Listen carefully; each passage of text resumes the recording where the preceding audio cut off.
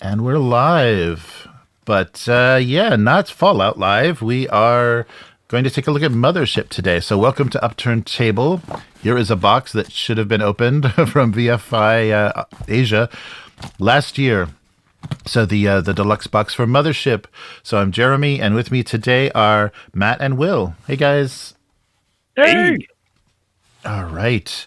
So yeah, it's the OG crew. Yes, right. Yeah, we were trying to figure out if there was something. Yeah, if we could go back to Ironsworn or something, because things in Fallout are kind of at a critical moment. Down too many players. Yeah, there's a lot of decision making and stuff that's just going to get fouled up. So let's take a look at something that we should have done a while ago. So this was actually the rules book was the Christmas present last year for the group. I sent everybody from Tuesday Night Games the book that we'll see in here that is just the basic rule booklet.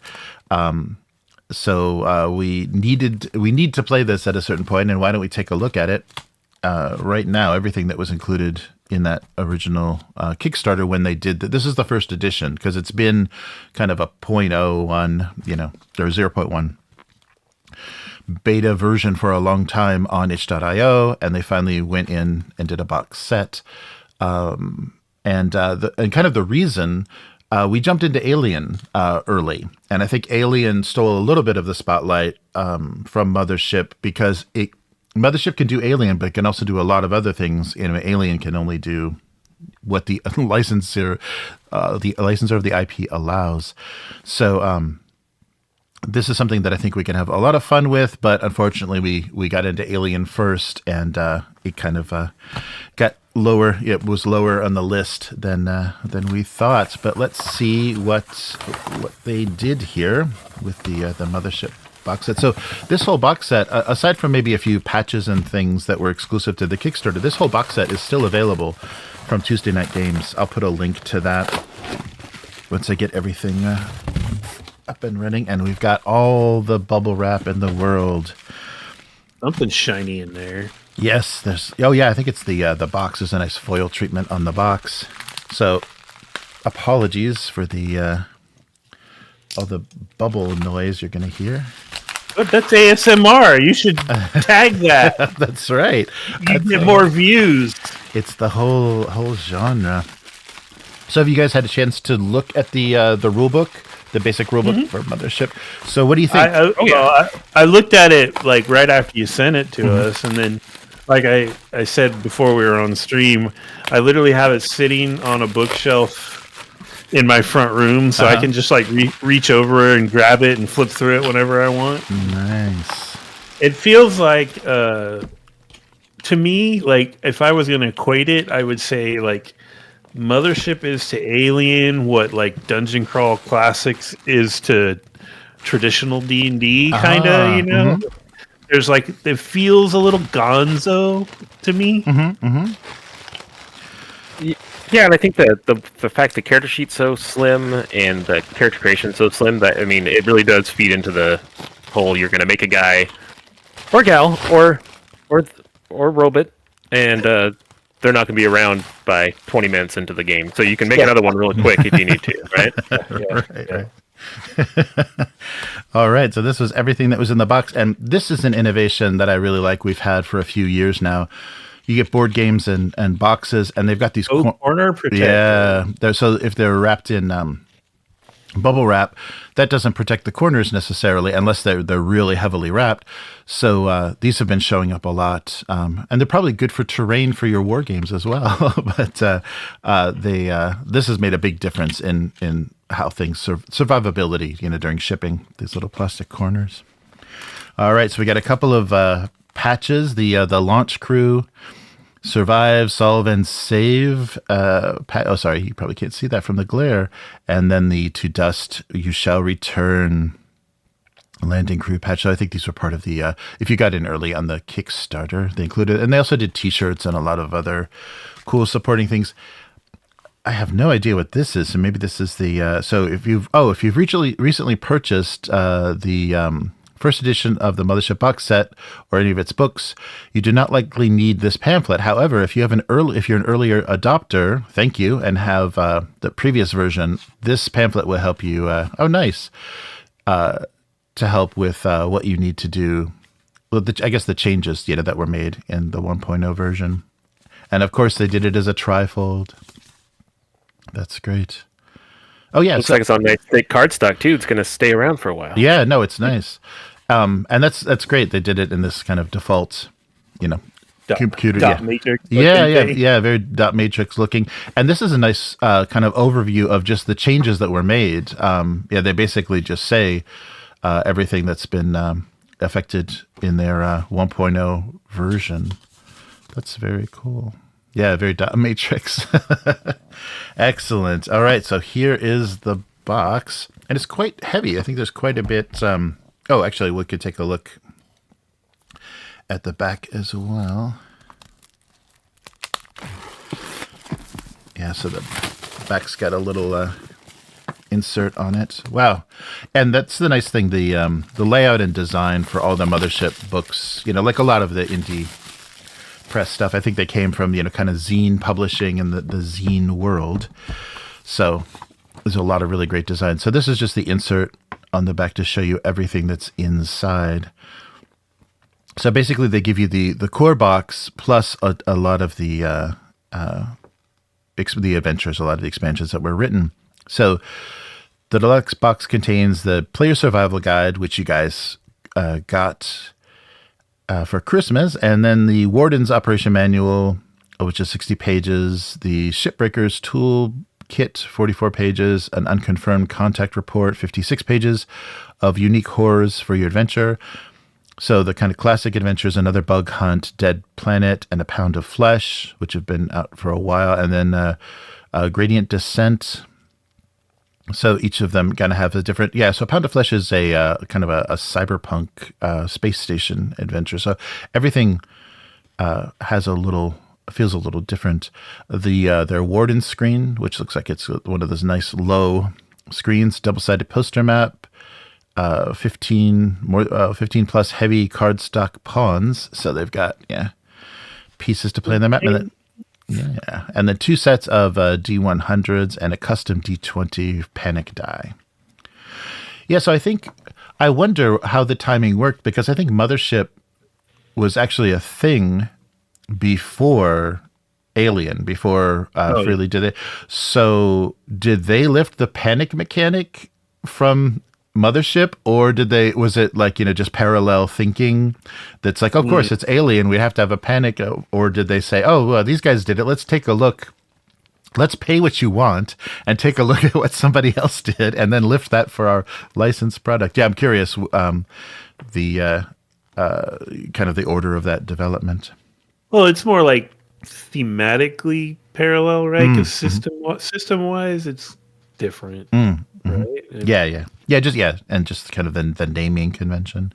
So there's the website, and so you and your Mothership is a sci-fi horror game where you and your crew try to survive the most inhospitable environment in the universe, outer space. Explore unknown star systems, excavate derelict spacecraft, and exterminate alien life forms. Vac suits not included. Nice. So this is all ready for retail with that insert. But look at how beautiful the box is. I do love that gold on black. That's really cool. Yeah, it looks really nice. Yeah, look at it. It's in perfect condition with those little plastic corners. It's in perfect condition. Yeah, really nice. Good job. All right, so let's see how it's packed. And the big trick is if it'll all go back in here very easily. I think because it's books, it probably will. But let's see. Oh, wow, look at that. I love when they take advantage of, all the surfaces. There's your dice tray. Yeah, exactly. Yeah. Nice. So the art again with the survive, solve, and save inside. Yeah, that's great. At least, I would have been happy just seeing black instead of raw cardboard, but they actually put graphics in there. And then they did a companion app as well. I think that's right. When I was playing around with the idea of solo Mothership with the app when I was bored in the US, but that didn't last for long. But the app was really nice. Taking a look at the app was really nice. So here's our screen, and they did a nice. It's kind of got a greenish tone on it, but here's all of your tables. Oh, actually, there's like a cool blur effect. Can you guys see that? It's intentionally kind of got a little bit of like a halo around the text, so it looks like it's illuminated from behind, like on some sort of panel. Oh, that doesn't pick up on my monitor. Yeah, That's it's cool. really beautiful. Yeah. Oh, when you get close, I can kind of see. Yeah. It looks like the monitor's having troubles. Yeah, so right. Perfect. Yeah, it's really beautiful, very very thematic. And then here's the graphic on this side, a huge. That's kind of photorealistic looking. That's cool. Yeah. Little Geiger looking thing in the middle there. Right. Nice. Yeah, that's nice. And very like a nice matte coat, and unlike some of the things where we're seeing like, very heavy coat paper for or like a cardstock, this is a really heavy card, so it'll stand up very well. All right. And there's our map. So it looks like we've got kind of ranges, kind of that abstract. So contact firing. Zone. Yeah, so zone, abstract kind of zone stuff. And a little scale for, I'm doing this upside down, a little scale for time. Zones like that are the way to go with, I think, a role-playing game for space stuff, because trying to emulate like some kind of tactical 3D space kind of thing would be nuts. Yeah, that's very true. Yeah, it would have to be like the focus, right? If it would have to be the whole point of the thing is we're all being really noodly and we all have all these little skills and we can move around this hex grid and then we have 3D. Yeah, that would be a lot. Yeah, that was the thing I think came up when we were playing Starfinder, and there was a little ship combat in the adventure, and we're like, wait a minute, we're just moving two-dimensionally, like we have a third dimension, and and it wasn't even thought of in the rules. You're just moving pieces on a board. basically. I've seen Wrath of Khan. We go down. Nice. Oh, and they got the table for mega damage at the bottom. Nice. Mega damage. Yeah, things like hull breach, emergency fuel leak, weapons offline. Nice. Oh yeah, so I guess this is for ship. Only for ship because they've got the other map. And then here is the Baz Luhrmann Contessa. Wow, and you space station or what? This looks like yeah. This looks like your or it's a liner or something. Yeah, jump liner. Yeah, there we go. The jump liner, 25 thrusters, 16 battle, and 20 systems. Check out those stats. Beautiful. They've got all the costs, the travel costs, meal costs. This is great. And the That deck is cool. The deck plan key. Yeah, and consistency, with the look and feel. It's got that, kind of dated, that like 60s sci-fi feel to it. Oh, and some nice pawns. These are already pre-punched. That's nice. Double-sided. Does Nice. have such a wonderful like 80s GURPS kind of standee thing feel. That's kind of cool. And they're kind of, they're not specific enough. I think you can just grab, grab one to represent you. It doesn't have to be. And then we've got probably locations or probably like, blips on the, on your radar, and then, find out what those actually are. Cool. They're actually front and back too, right? It's like that's nice. Usually it's just the same mirror image on the other side, but it's actually right. Good point. Yeah, good point. Yeah, that's the Paizo way. Is your front is your back. It's the same image, but they actually have the mouth is on one side and its back is on the other. That's cool. So you can sneak up on it. Yeah, and really, if you're going to bother having a tactical map, you should actually designate a front because for if there's bonuses for backstabbing and things. Or armor, where armor is. Yeah, nice. So, okay, wait, pick that back from Oh, sure. I have a skill-based question for you here, Jeremy. Okay. If you as an artist were going to make a double-sided standee like this, would you do the front and then like outline it in Photoshop and mirror it and then just draw in the rest for the back? Yeah, you probably revise for sake of speed. Yeah, you would probably, especially because this ink style that would work really well. You have your silhouette, and that you would just flip it and then erase the mouth and erase anything that kind of identifies as the details. You'd redraw the body in front of the arms instead of behind the arms, and for sake of speed in kind of the digital age, you would use the silhouette and just flip it, and then you do it. There's a lot of redrawing, but then the consistency is perfect in case they want to print it on like two-sided acrylic or something. The registration would be perfect. That's cool. Yeah, but this is great. This is a great art. We'll check the credits for the artist. These are good illustrations, and I love the classic 70s alien spacesuit. Yeah, that's great. The big fishbowl helmet.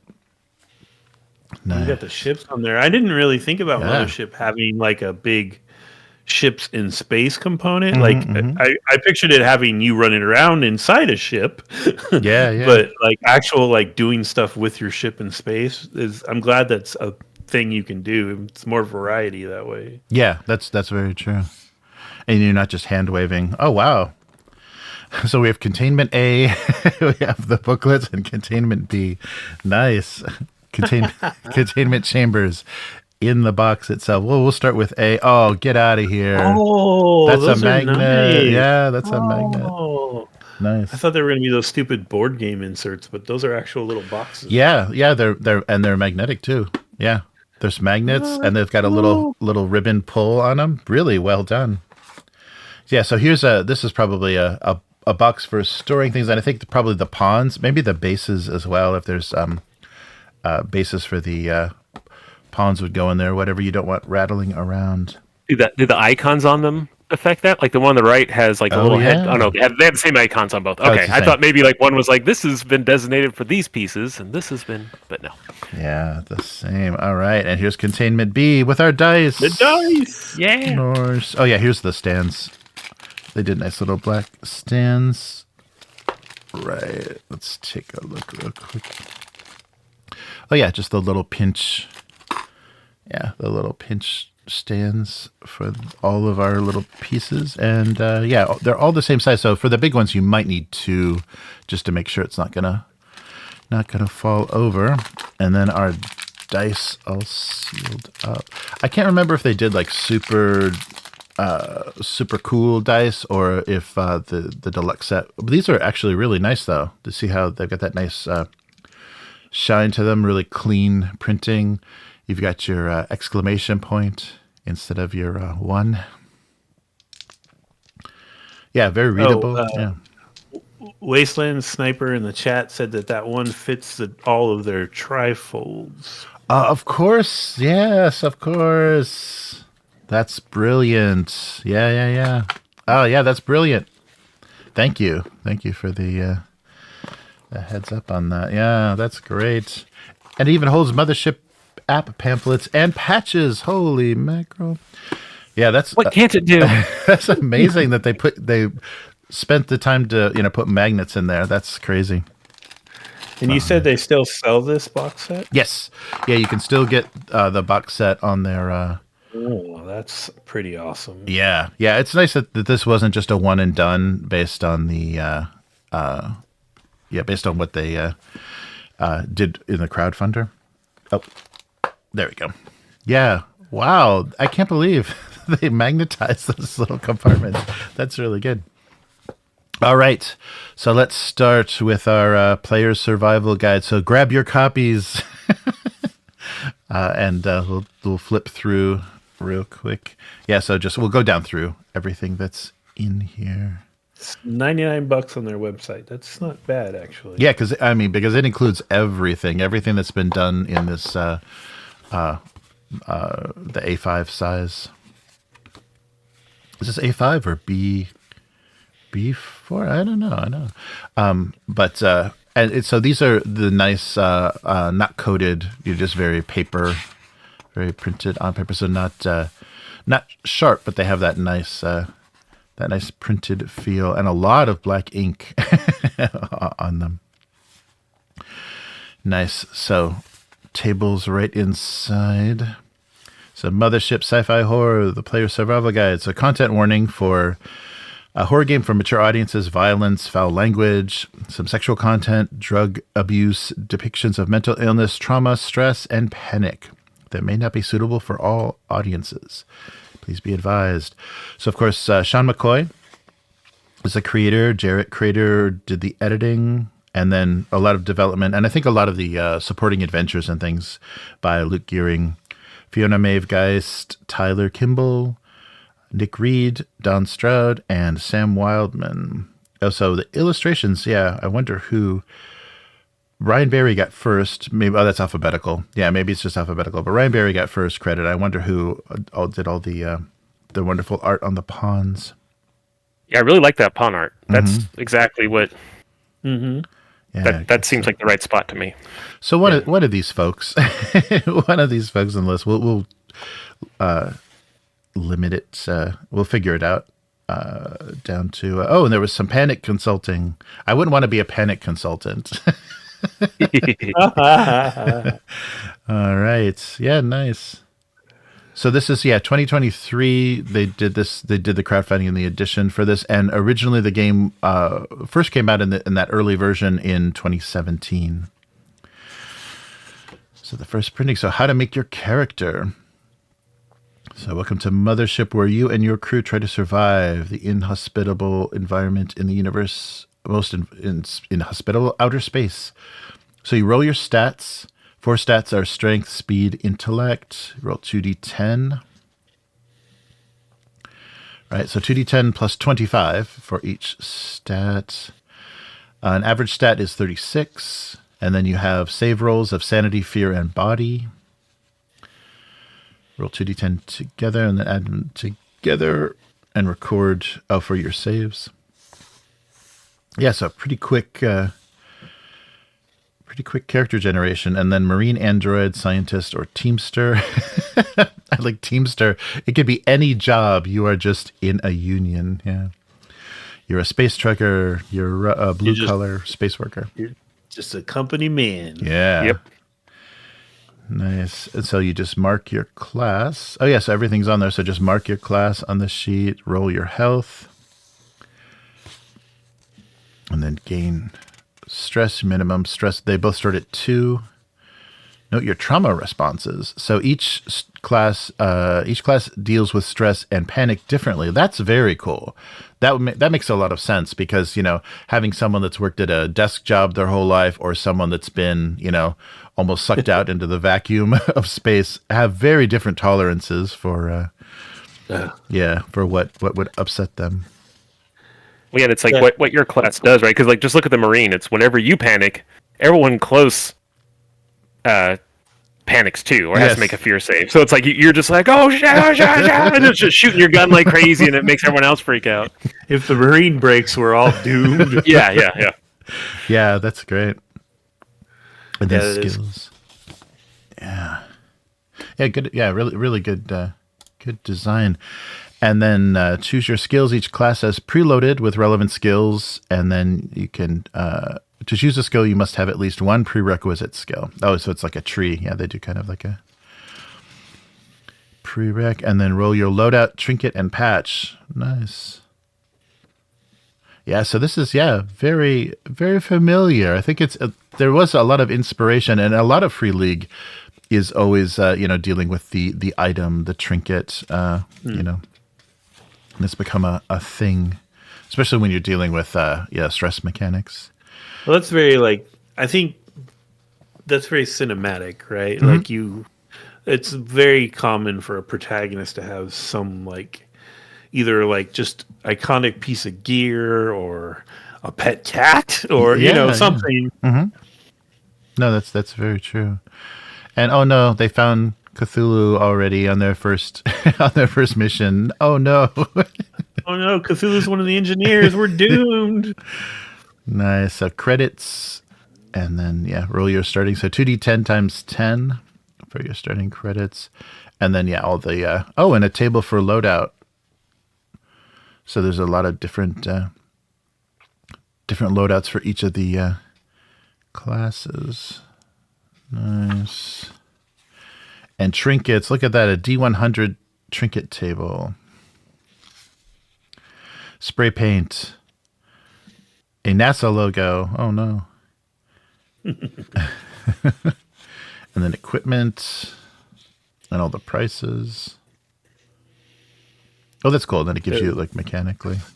There was one that said happiness is mandatory. That's a what do you call it? A paranoia. Oh, yeah. Shout. Yeah, definitely. Oh, and they do encumbrance, so they do carry capacity as well. But it's very just don't be a goob about it. Yeah. Their carrying capacity. Yeah, that's good. Yeah, when in doubt, characters can carry one light thing in each hand and one heavy thing with both hands. Yeah, that's good. That's good. Oh, and you can have an organic or synthetic pet, and look at all the guns. Nice. That has a 90s game look to the way they drew the guns. Yeah, definitely. Yeah, they have those. That nice mechanical drawing kind of aesthetic. Very like the Cyberpunk rulebook. Mm-hmm. Oh, nice. Here's all the armor. So we got our suits. We took a look. We were looking at endless suits in Exodus yesterday. Yeah, it's nice to see all the suits fit on a 2-page spread. Why instead of 20 pages or whatever that was. And each faction had their own Aegis armor. Mm-hmm. Yeah. Mm. Yeah, nice. Cool. And it just gives you how many armor points and what how to be look at that. They're going to even just they're not going to put all the weight on the GM, and you got to figure it out. You got to get the temperature, at the table, figure out who's doing what. They're just saying, be a great player. Quit fucking with don't put it all on the game master. Expect characters to die. Yep, step 1. Violence to be punishing, the odds to be stacked against you, to make difficult choices, to pay attention, and a safe play environment. And isn't it funny that indie games have to say this, because if you're coming from 5e, character death, could be so traumatic, because you put so much into it. You stayed up all night writing a 15-page backstory, and you're not going to kill my character.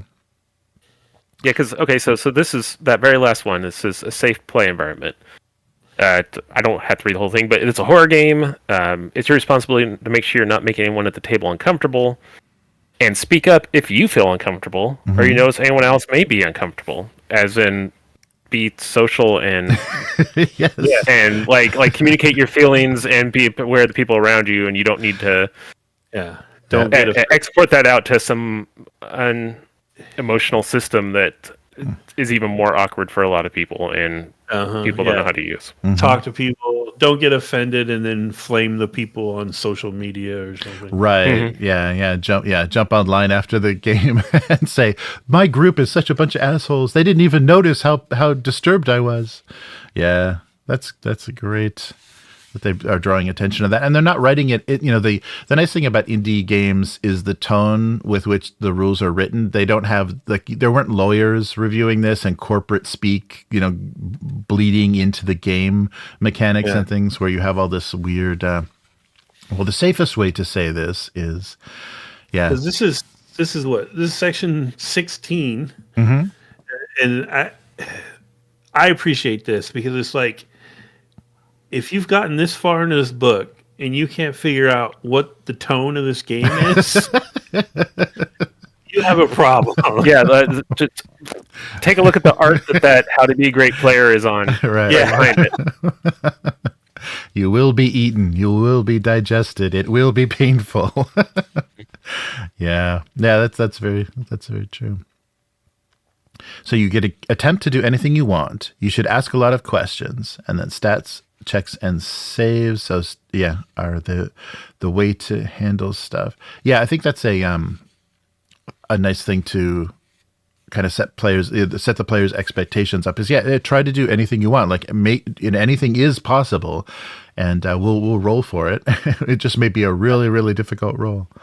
That is my mantra. I am in love with that. It's like, and this is why I butt heads when I'm talking about some other game systems sometimes. It's like, for me, just tell me what you want to do, and we will figure it out. It might be near impossible, but we can try.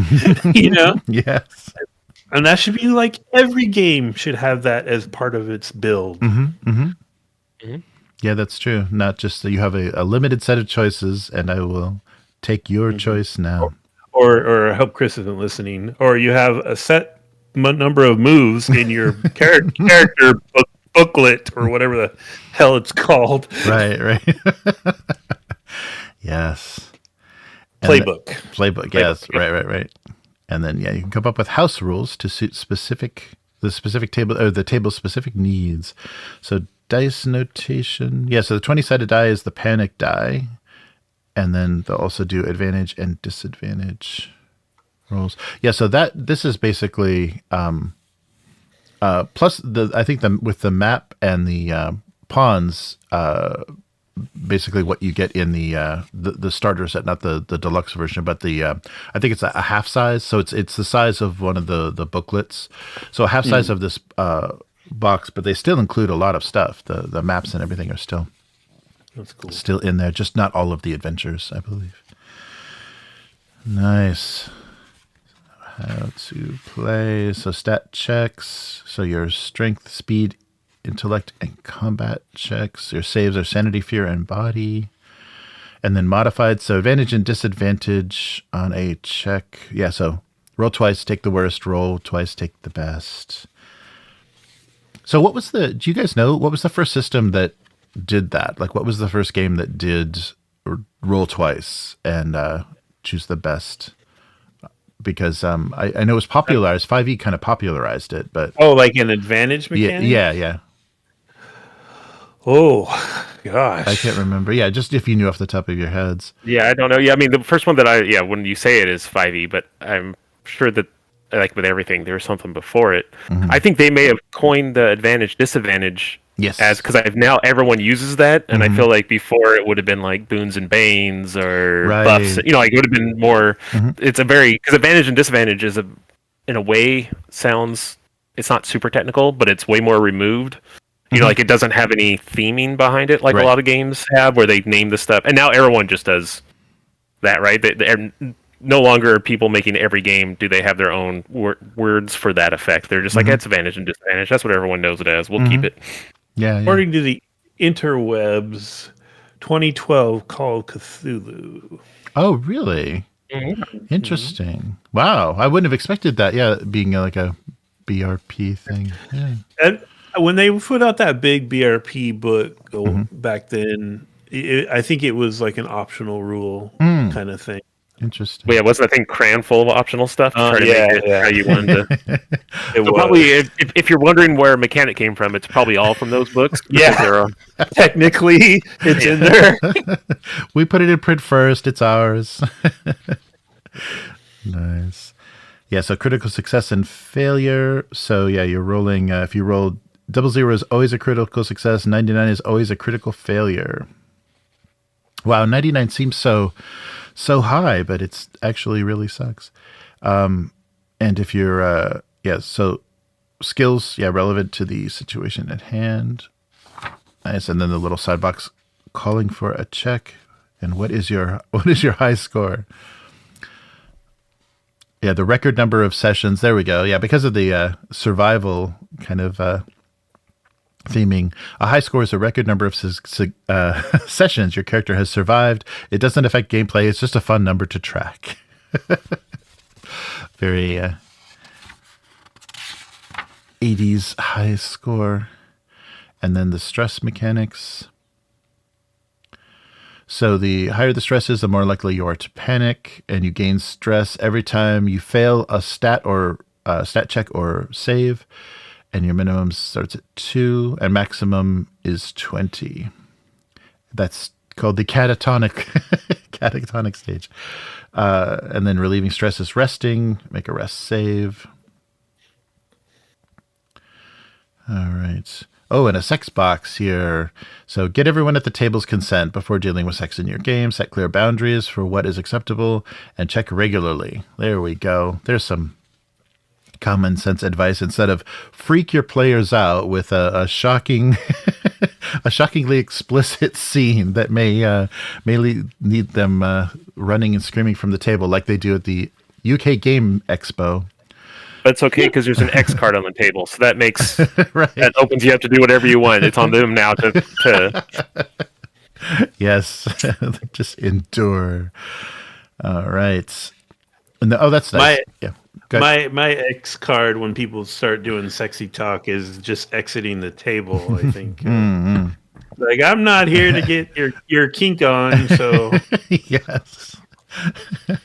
This is nice too. I mean, I think this goes way back, but having an example of the back and forth in a game is always a good idea. Just because I think very early rules, like original D&D and stuff, there was nothing like this. So nobody even knew what the game was going to sound like at the table. You know, you just had all of the rules and mechanics to make it happen.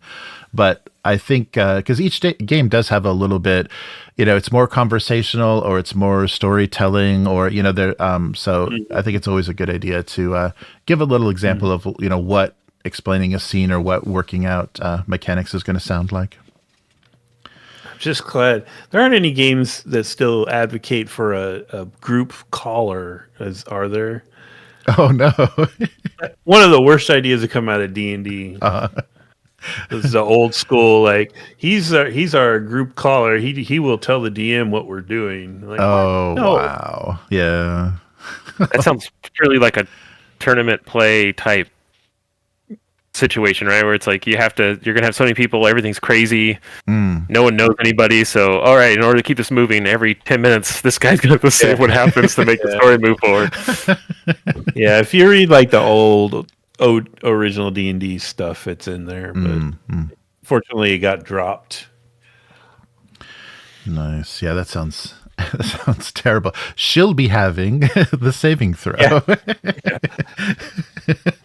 Yeah, could you imagine then when that caller goes rogue? Like, yes, the paladin does stab the tavern owner. What?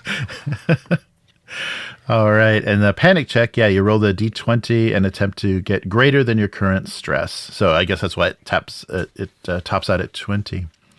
And so you make your panic checks when other crew members die, when witnessing one of the crew members panic at the same time, whenever your ship rolls a critical failure, encountering a strange and horrifying entity for the first time, when all hope is lost and death feels certain, and whenever you, the player, want. Ooh, nice. I'm freaking out. It's tax related, but still, I think my character would would do that at this time. Right, and then conditions. So here's all the so when you fail your panic, you're going to take the effect from adrenaline rush to doomed and suspicious and haunted. Yeah, there we go. Catatonic, rage, spiraling, compounding problems. I'll roll that 20. Retire. Hey guys, I am too old for this job. I will be leaving now. It doesn't say dead. It does say retire. So it seems like that's the best result, I guess. It's perfect. Yeah, and this is interesting. You want to roll that 20? That's how you win this game. Yeah. I'm going home. The rest of you could deal with this. Because when we were first looking at the stress mechanic in Alien, this was a question that kind of came up or a discussion that we had. So panic checks and agency. So be sure to go over the panic table and remove any results that don't fit with your group. And remember, role-playing panic is not an excuse to make someone else uncomfortable. As usual, check in regularly. And also, things that you just don't think your character would do if they would come up on a panic table. It's like, well, this is hard to role play. I have no idea how this makes sense. It's nice to talk about player agency. Yeah. Alien, my challenge was, and it's been a while since we played, so maybe we fix this and I just don't remember. But you would have these panic effects outside of combat that seemed only really relevant to combat, and it was like, well, that's weird. Yeah, we should probably, like they said there, we should probably just role play some panic here and not get lost in that stuff. Yeah, because there was a lot of that, like you fall back or whatever it is, and if you do that, everyone else loses stuff, and it's like, but I'm just we're in a hallway. Right. Yeah, I fumbled doing an electronic repair or something. Dive for cover. Yeah, right. Yeah. No, that's very true. I do appreciate though, like this and the Alien game and the Vaesen stuff.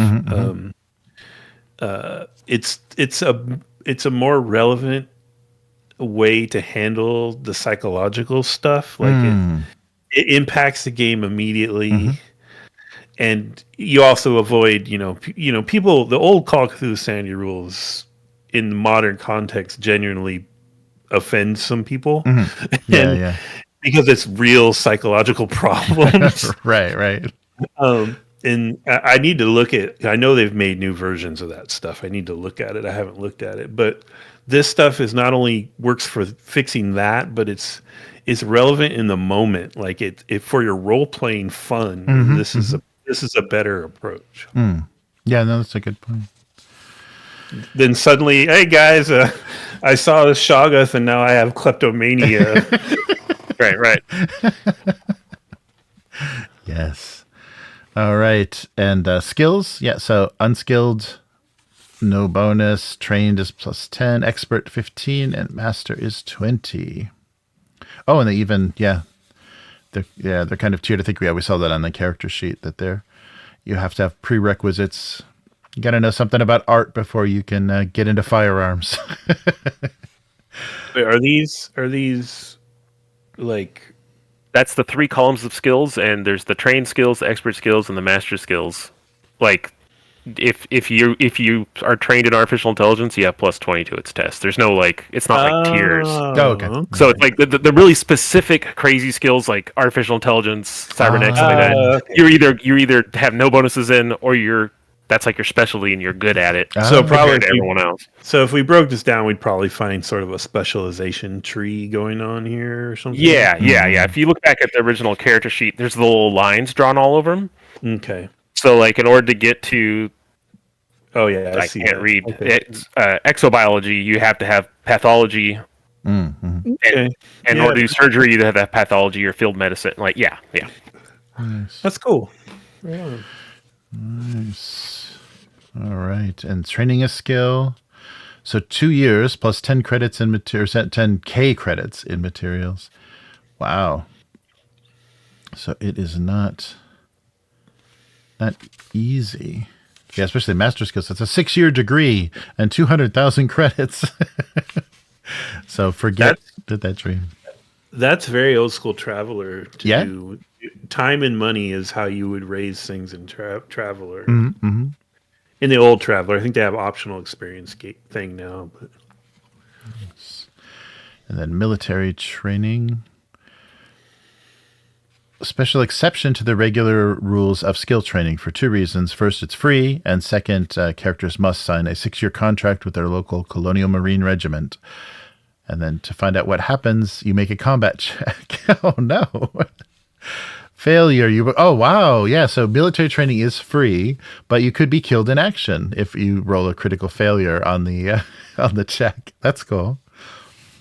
that's Traveler too. Yeah. But it gives you a bunch of skills if you Yes. like success is you gain 10 military, athletics. Yeah. Wow. 2 train skills, 10 combat, and reduce. Oh, but you have to reduce another stat by 10. Probably your patience or your personality. Wow.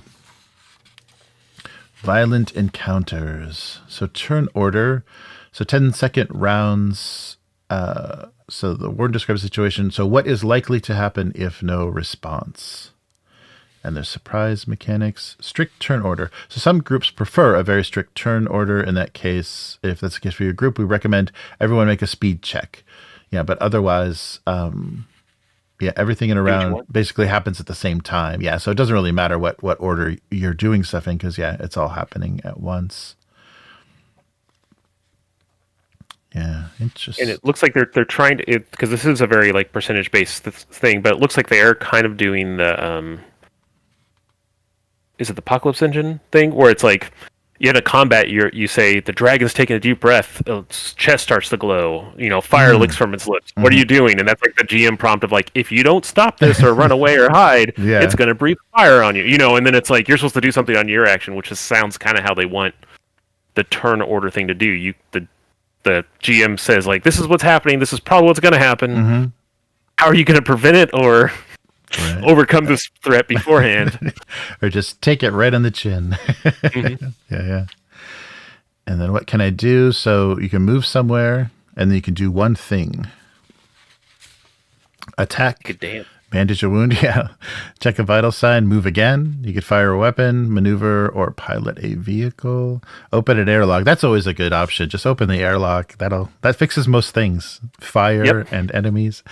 Operate a machine, reload a weapon, throw something at someone, or use a computer terminal. I want whatever split that dude in half. Yeah, right. That's the weapon. I think that's like a Thing reference. I think that's the it's the gigantic mouth. Yeah, you're right. It is That's why first thought I was like, what gun is she using? And I'm like, wait a minute, it has teeth. Wait a minute. Nice. And attack and defense. So how do I attack? You make a combat check, and then you take damage from your health, and then if your health reaches 0, gain a wound from the wound table. Oh, and they've got severity. Right. Yeah. All right. No hate, but I could have drawn that one. Well, but this is the specific style. Like you don't take your pen off of the paper. Yeah, you're drawing. It's that's why it's so interconnected. Okay. Then I could. Great. You've made me feel bad. Thank you. But that's how I felt looking at this. Like I know there's a lot of artists, and there's a lot of variety in how the art feels. Because I know someone was looking at the front cover of this because I had it laying out, and they're like, "What in the world is that?" Because they were looking at the front cover art, right, which is like a pen, quick sketch thing. Yeah. And I feel like they chose that because it's incredibly gory art, but you could put it out and it's not at a glance you wouldn't know. Mm-hmm. Yeah, it's like it's probably like publicly okay to have out type of a thing. But I understand what you're saying about the one line drawing thing, but this is my least favorite of the images, I think.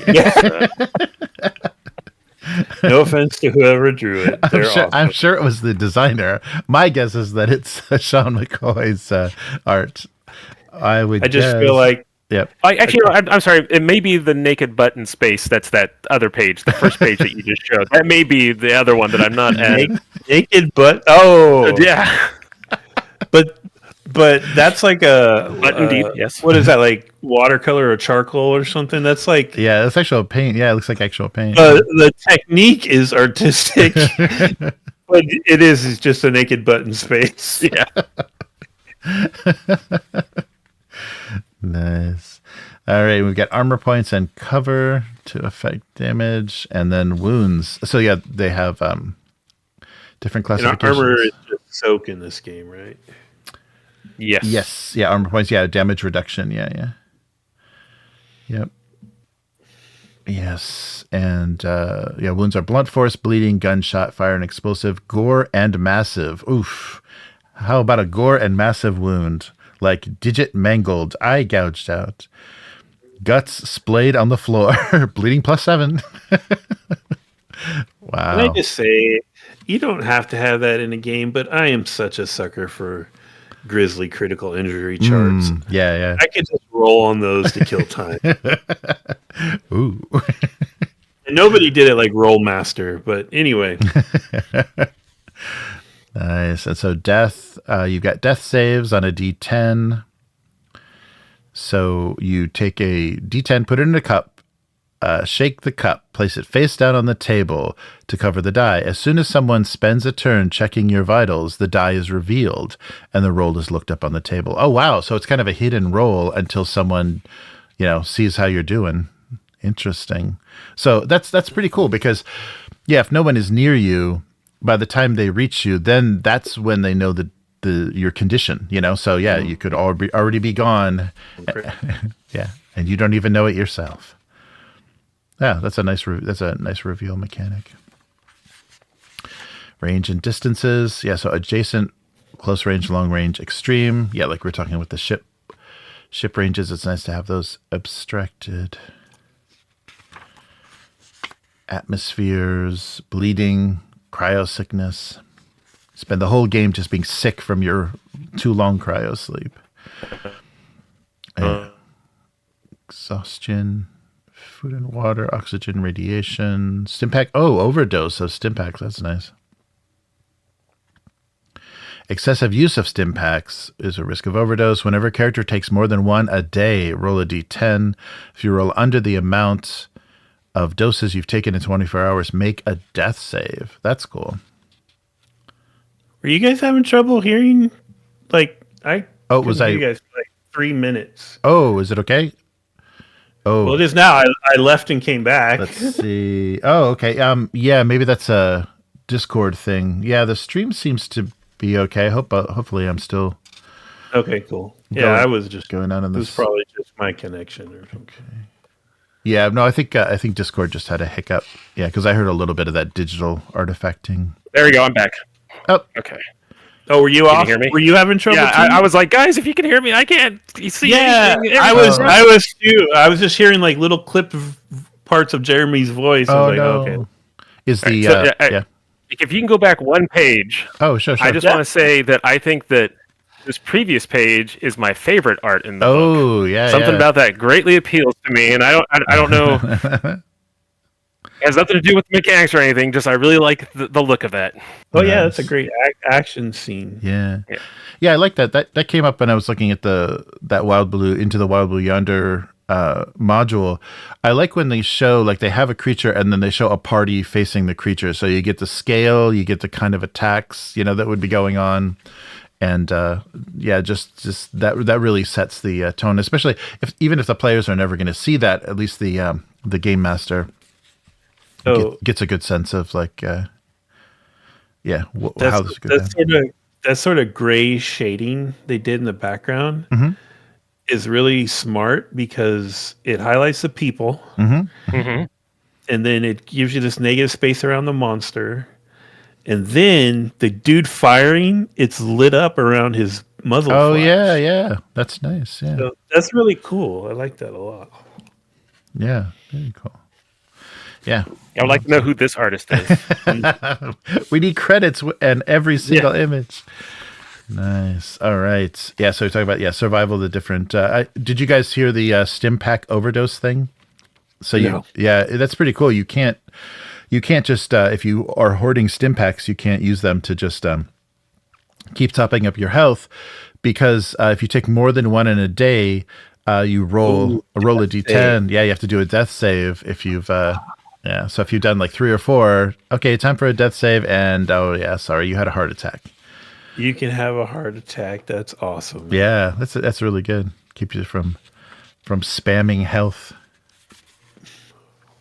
So short-term recovery, long-term recovery with medical expenses, always something. I don't think that person's getting either one of those recoveries. Yeah, I think there's a couple of different treatment options going on here. How many of those people are secret corporate agents that just want to grab a sample? Right. Well, that's why I think the guy with the syringe is, right? I don't know what he's planning on doing. The guy with the axe, I get his attitude, but the guy who's coming at it with a syringe, I'm not quite following. The guy in the power armor with an axe is like, okay, I know how to handle this. Yeah. Time for me to perform surgery. I figured it out.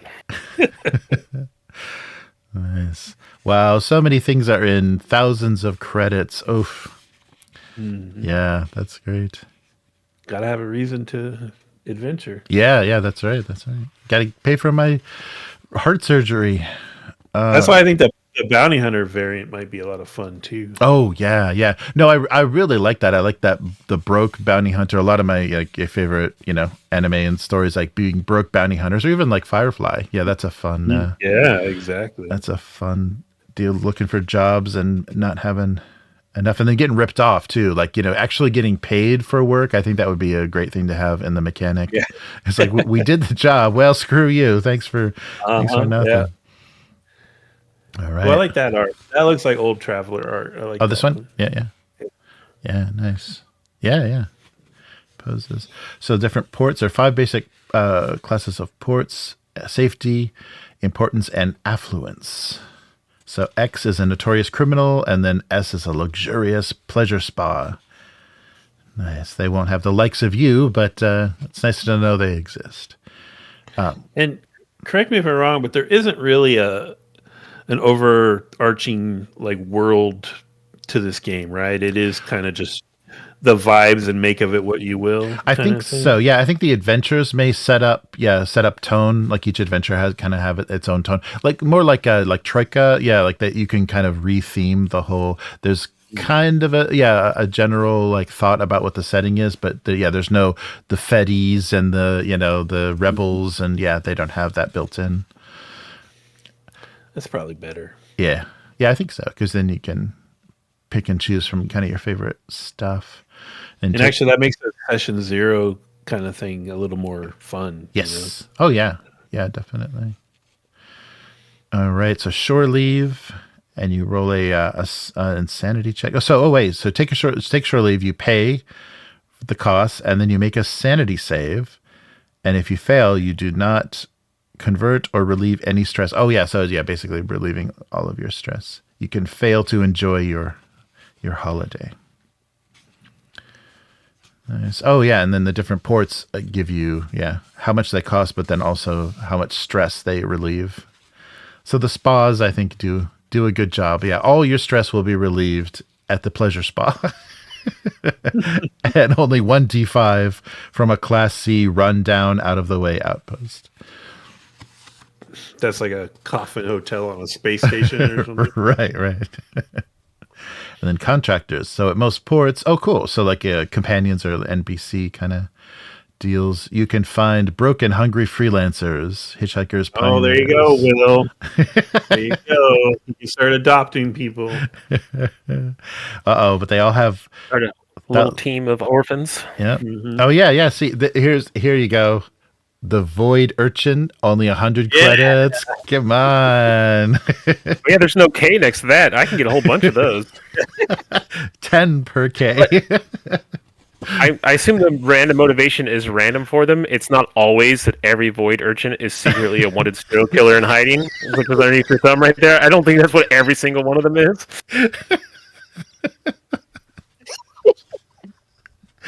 Yeah, I think you roll on the. There's a line, so you probably roll again. Oh, we just made a big score on that last job. I'm going to hire me like 10 serial killers. Just get a bunch of Mothership, give them all a bunch of shanks, let them loose on the bad stuff. They'll take care of it for us. Oh man, yeah, that's nice. Oh, cool. And there's loyalty. A loyalty mechanic. Yeah, so. Loyalty is a save and is rolled whenever the contractor needs to make a decision between what's best for them and what's best for you.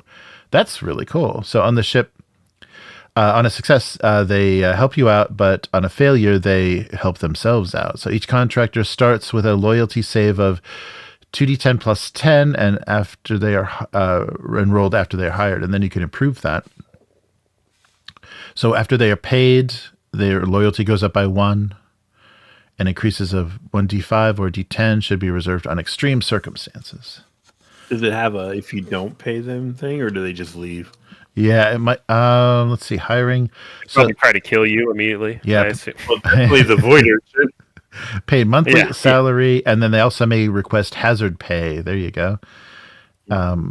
Any life-threatening danger. Contractors always indicate a beneficiary who will seek any payments owed to them in the event of their death. That's great. Nice. So mom shows up. Give me my son's money. So the player generally controls the contractor, and then you can take the contractor and make them a replacement character. That's a good. Yeah, I think that's a good thing too. Having these NPC kind of characters that can just step up.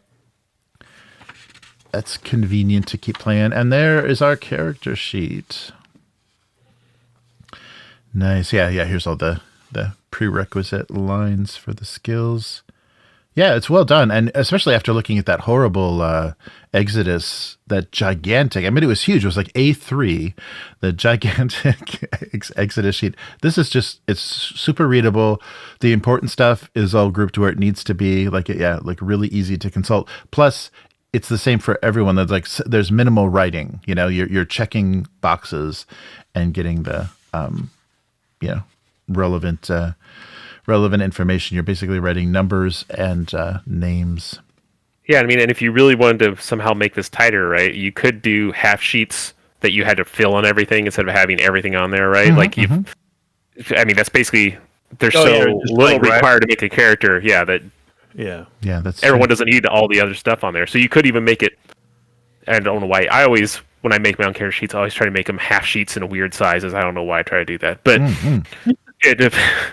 for practical purposes, it might as well be a full sheet, have everything on there, and this way, as your guy's dying, you can be looking at what your next guy's going to probably have. Yeah, right. I'm going scientist next. Yeah, this Marine didn't thrill me. Guess what, serial killer void urchin? You're about to get promoted. Excellent. Everything's falling into place. Nice. And here's a nice rules reference for all the basic stuff we just looked at, for all the checks and armor and cover and death. And then, with damage reference. I looked at the armor thing. If you look at it, it prevents all damage, but if it ever breaks it, your armor's destroyed. Oh, nice. So it is very much like if you're the big, guy in the power armor, you probably are running around, and then something finally breaks through, and then you're just, oh no. Yeah, wow. Now, smashed it, now I'm dead. It's an all or nothing. Wow. Okay. So some armor has the damage resistance, but otherwise it's a wow. That's cool. Yeah. It kind of makes your crazy Marine guy a glass cannon. Yeah, because he goes until he suddenly is cracked open. Yeah, interesting.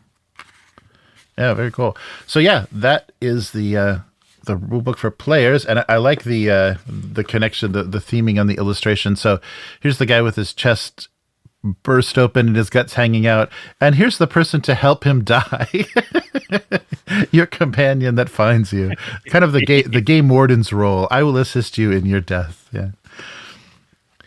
Nice. So this is the Warden's Operation Manual, so kind of the GM guide. So and then so more detail about running the game and the mechanics. Yeah, that the base book, the player book.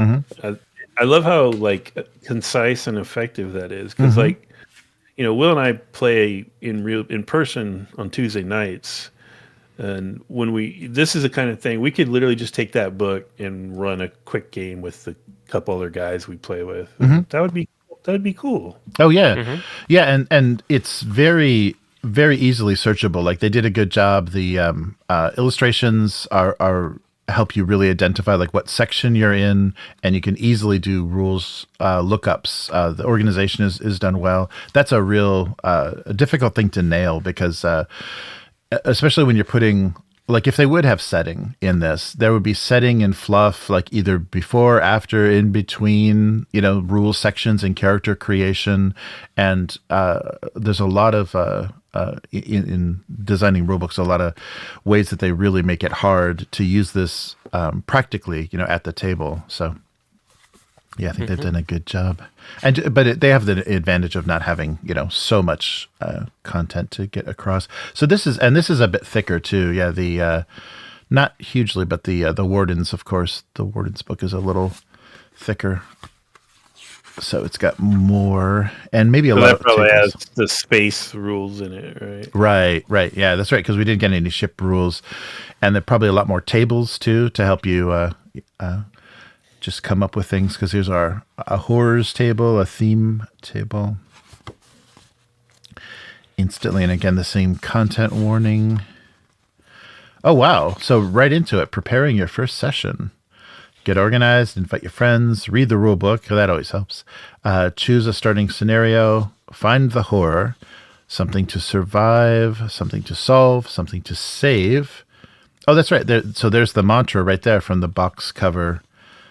Survive, solve, and save. So yeah, their core structure of their adventure, of how they think of adventures.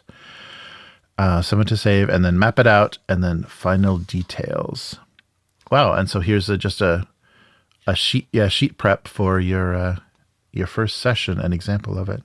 That's great. That's a really great. I don't think I've ever seen this. I don't think I've ever seen somebody do this before. They talk about, what to consider, but here is actually an example of what your notebook would look like, if you've gone through and prepared a session. That's pretty cool. Nice. And more art. So the choose a starting scenario, and they give their examples. Explore the unknown, investigate a strange rumor, salvage a derelict ship, exterminate an otherworldly threat, visit an off-world colony, undertake a dangerous mission, survive a colossal disaster, respond to a distress call. Oh, that old chestnut. Transport precious cargo, and make contact with the beyond. Wow, yeah, so each of these, they then are breaking down step by step. So yeah, really you could come out on the other side of just going through this little going through each of these and coming up with a tone and a flavor that the exact game you wanted to run. That's really cool. Oh, look at it. They kind of made a comic page of like the different parts, it looks like. Yeah. That's cool. Yeah, to give you the sense of like what that would look like or what that actually means. Yeah. So yeah, this surviving the nightmare. So breaking things down into acts. Yeah, and a lot of nice tables. And tables are good, especially they present so much information. You roll on them and you get a result, and then you kind of sit with that and decide if that's what you even want to do, because it really does help in decision making and planning. Even if you don't take that result, you instantly have a response to, I don't think I want to play a stealth mission. Yeah. Well, yeah, and sometimes just having a list of 12 key bullet point things lets you go, okay, this is how I should frame this aspect in my mind, right? It's the type of thing I remember back when I first started playing role-playing games, and then when we were like in high school, and someone new would come to play, and they're like, okay, I want to make a character. What do I do? And they'd be like, you can make anything you want. And then they would just stare at them, right? And the people are like, okay, so this, and it's like, well, no, it's like a fantasy game, so and it's like, it helps to be like, here's kind of, especially for the dungeon master, like here's kind of the 12 like let's be, it's whole like every story's already been told, right? Here's the 12 kind of different ways that horror can manifest. There's nuances between there, but here, this will help you kind of frame it in your mind and move forward. Like sometimes just that, even though it's on a table, sometimes just having that list of few things lets you pick one. Like the psychological trauma. You look down, you're like, I think darkness is going to be the thing that like is stressful in this one. Kind of looking at that list, it's like that's what I feel. And otherwise, if you just said, figure out what the psychological trauma is going to be in this. Angst. I don't know. Like you're trying to figure it out, but like the list of bunny rabbits. Yeah. Yes. Yeah. I think that's good. This is really I don't think I've heard anybody praise. You hear certain game master resources praise for how useful they are, but I don't think I've heard anybody go on about the Warden's Operation Manual. But already we're just a few pages in, and already I'm really impressed with how this works as a tool. Yeah, for the game. It's not just okay. So our default setting is this, and yeah, that's really good. So something to solve. So survive, solve, and save. So puzzles, questions, answers, and here's a puzzle components. Oh, that's cool. Yeah, that's really cool. So the riddle, is it a switch? Is it a lock and key? You need the red key for the red door. Oh, this is good. Creating compelling answers. So one of your players solves a puzzle, they're rewarded with an answer. This could be a piece of evidence that opens a new line of inquiry, or a secret that changes. So show the lock before the key. Many names for the same thing. Answers lead to new questions, more clues than you think you need, and reveal facts, not conclusions. Nice. Yeah, very, very good. Planning for failure. There we go. The basic framework of an investigation is simple. The players are looking for clues to solve the mystery. The secret is there is no such thing as off course. It's all just the game. And then here's the save part. Allies and enemies, creating useful characters. Of course, it's the teddy bear head guy. He's useful, right? He's adorable. Guarantee that's one of them serial killer urchins. Yes, I'm pretty sure. Messes with the facial recognition software. What do they think with? What do they want? How do the players interact with them? Oh, this is interesting too. Powerful, powerless, helpful, unhelpful. A trader is unhelpful and kind of mid power. No, that's cool. A drinking buddy is powerless but helpful. I like that. Yes. You're so helpful. But What's up, pal? Yeah. I'm here for you, but I don't really have much to give. Nice. Oh, wow. How to draw a map. This is great. Wow. So this is a lot of stuff that just like, oh yeah, we're just going to assume you know this, but yeah, this is really great, and it being specific to this game too, like how they're seeing this game. They're making it kind of like a flow chart thing. Mm-hmm. Yeah, from here to here. Yeah, like definitely a flow chart. Yeah, your campaign notebook. So what goes in the boxes? Important locations. Yeah, this is something that Blade Runner does really well too. They give you this for the game. What are you in Blade Runner? The game master. I'm sure it has a funny name. Director or something. Yeah. So they do this well. So you have that schedule, and then you have the events and things, and then locations, like which locations connect to others. Based on the clues or the witnesses. Or yeah, that's great. Writing a key, what goes in the key. Yeah, this is actually very similar to, I think Free League's designers are big fans of Mothership, because there is a key and a flowchart very similar to this in Blade Runner. Well, like you said, it's nice to actually see it. Mm-hmm, Like, I realize that this is completely fabricated, but this makes the making a dungeon or making a ship thing seem far less crazy. You know, because gonna be playing a game with a friend who's never ran anything before, and I think he's way over prepared. But you know, like he's been thinking about this for a long time and working on it, and like it'd be cool for him to have something like this that he could actually go like, oh, I don't need to like go into like minute detail, and you don't need, it's the, like Matt, you've talked about this before, like the 5-room dungeon, right? Like you don't need, there's something to be said about a mega dungeon, right? As a concept, as like the setting, but in terms of the session, this is more what you want to see, and I think having it actually visualized is like, oh look, there's literally 9 rooms, and that's what you're doing today is 9 rooms max, right? And we all know we might not get through all 9 of those rooms in one day too, but like it's a cool way to look at it. Not having read everything that's written here. It's nice to actually see actual examples of it as opposed to kind of highbrow thinking of it, trying to explain it in words. Actual, in this case, the picture's far more useful. Yeah. I think actually seeing, so this page and then that first example.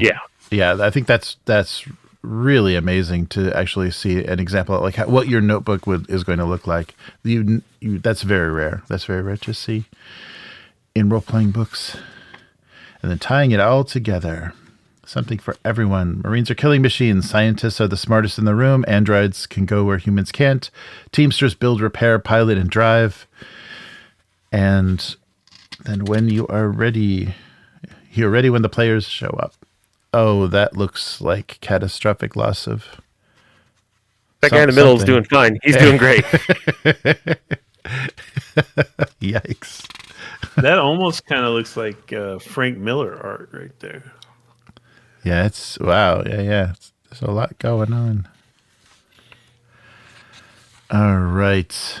So running your first session. Wow, this is a operations manual. Yeah, I guess it's appropriately named. It is the manual for running the game. Wow. So first session, don't worry so much about the rules. Safe playing environment. It's not as a video game. Yeah, it's a real place. Use common sense. Try to be impartial. Take good notes. Roll little as possible. Simple, clear, and objectives, and get out early.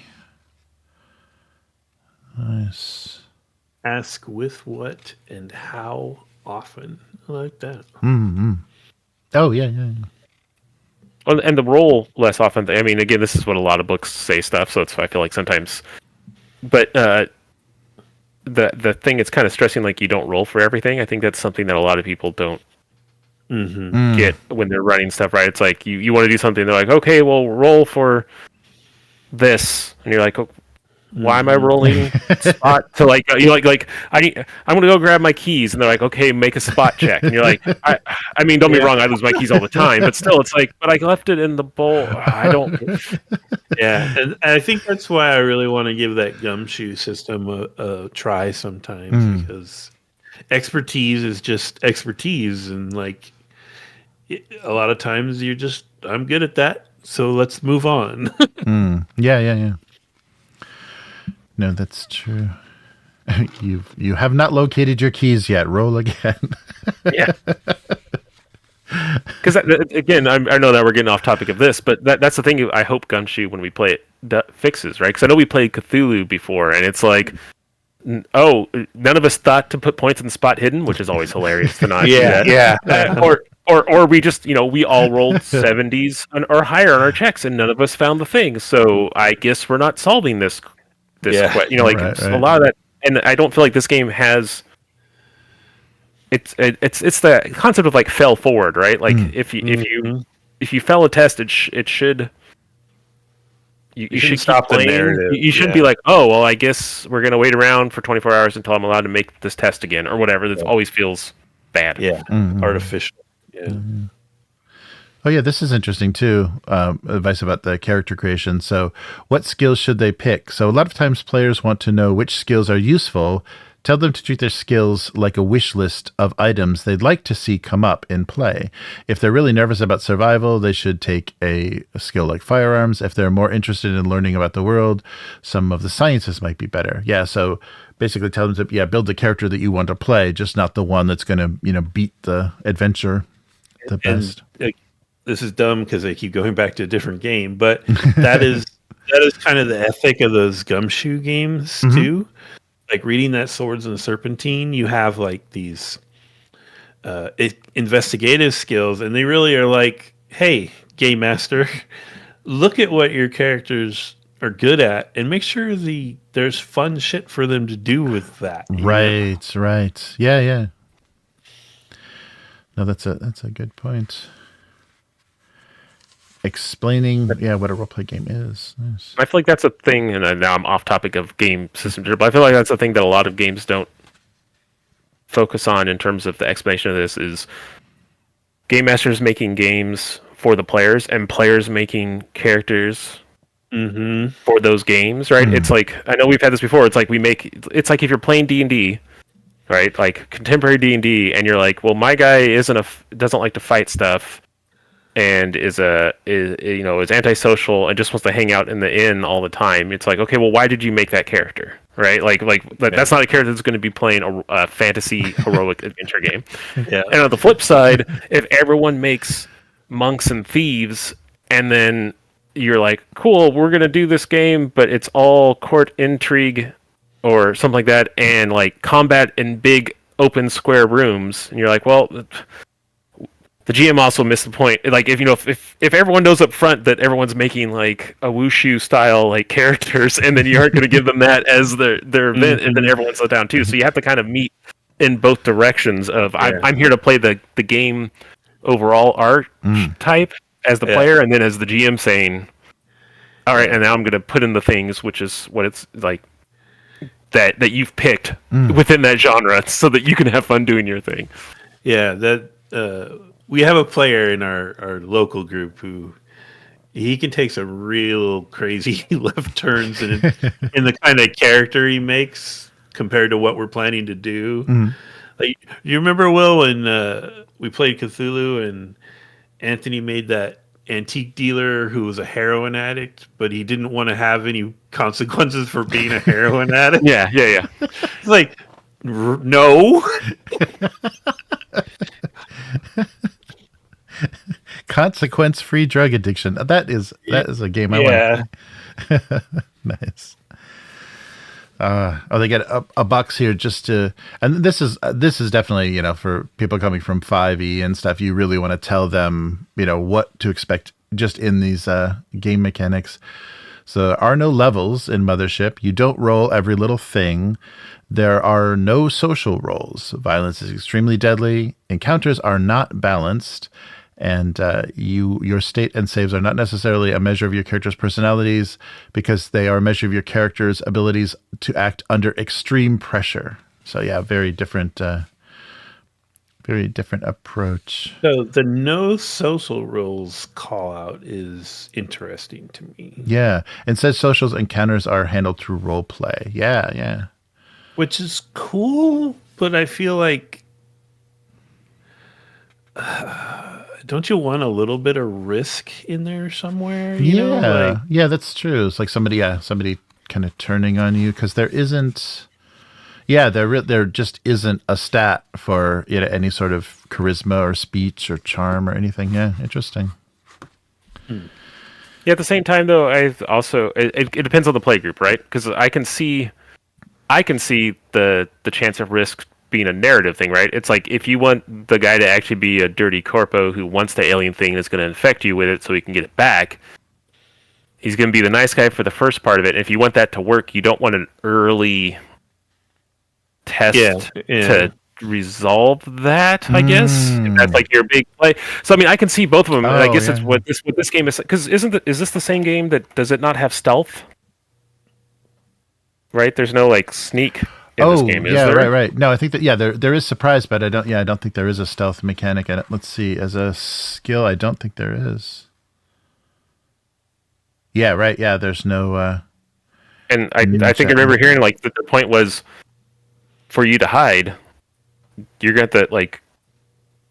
If you like, I lock myself in a locker. It's like, okay, well, would the thing look in the locker or not? Is kind of the question the game master is asking, as opposed to, did you or do you have such a high stealth? You're like, I just stand behind the drapes and somehow that worked, or is your stealth really low and like you've crawled through all this stuff and you've welded the door shut and still the thing just walks right in and finds you? There's like.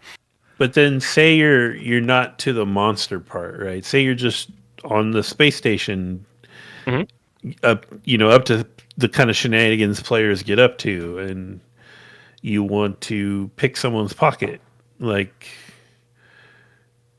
are you just saying Game Master to decide if he feels like that's going to work today? I mean, I don't.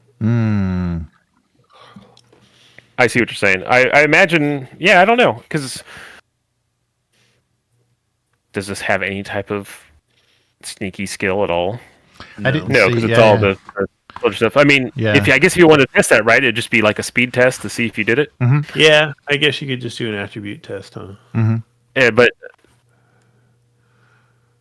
because Maybe I think that, like an opposed roll. I don't know if this game has those, but or you could just it would make a save. Maybe too could be another way to do it.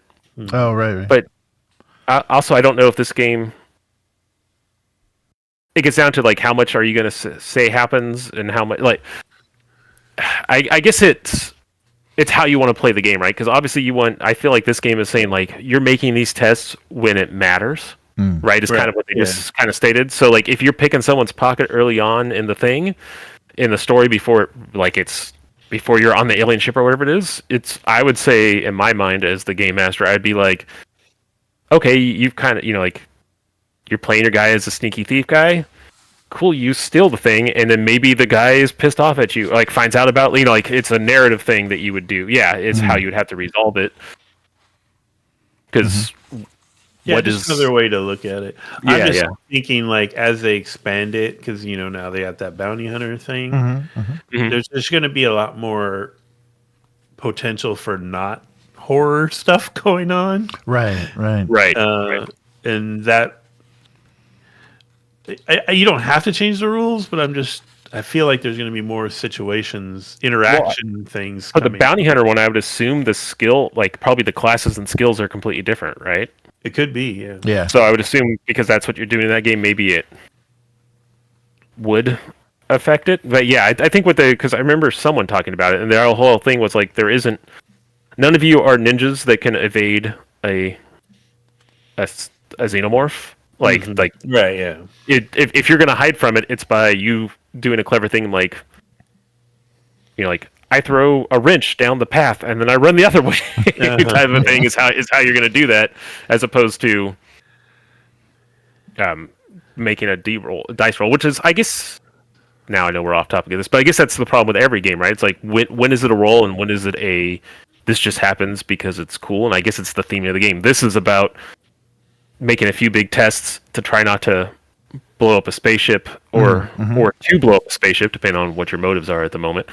And otherwise, it's about creepy ambiance with very little rolling. Whereas the other stuff, like you said, like I would think that like that first part would just be like, oh, I'm going to pick the guy's pocket. You're like, all right, well, you do this, and then like as you guys are leaving, the guy's like, wait, where's my cred chips at? And then you guys run away, type of a thing.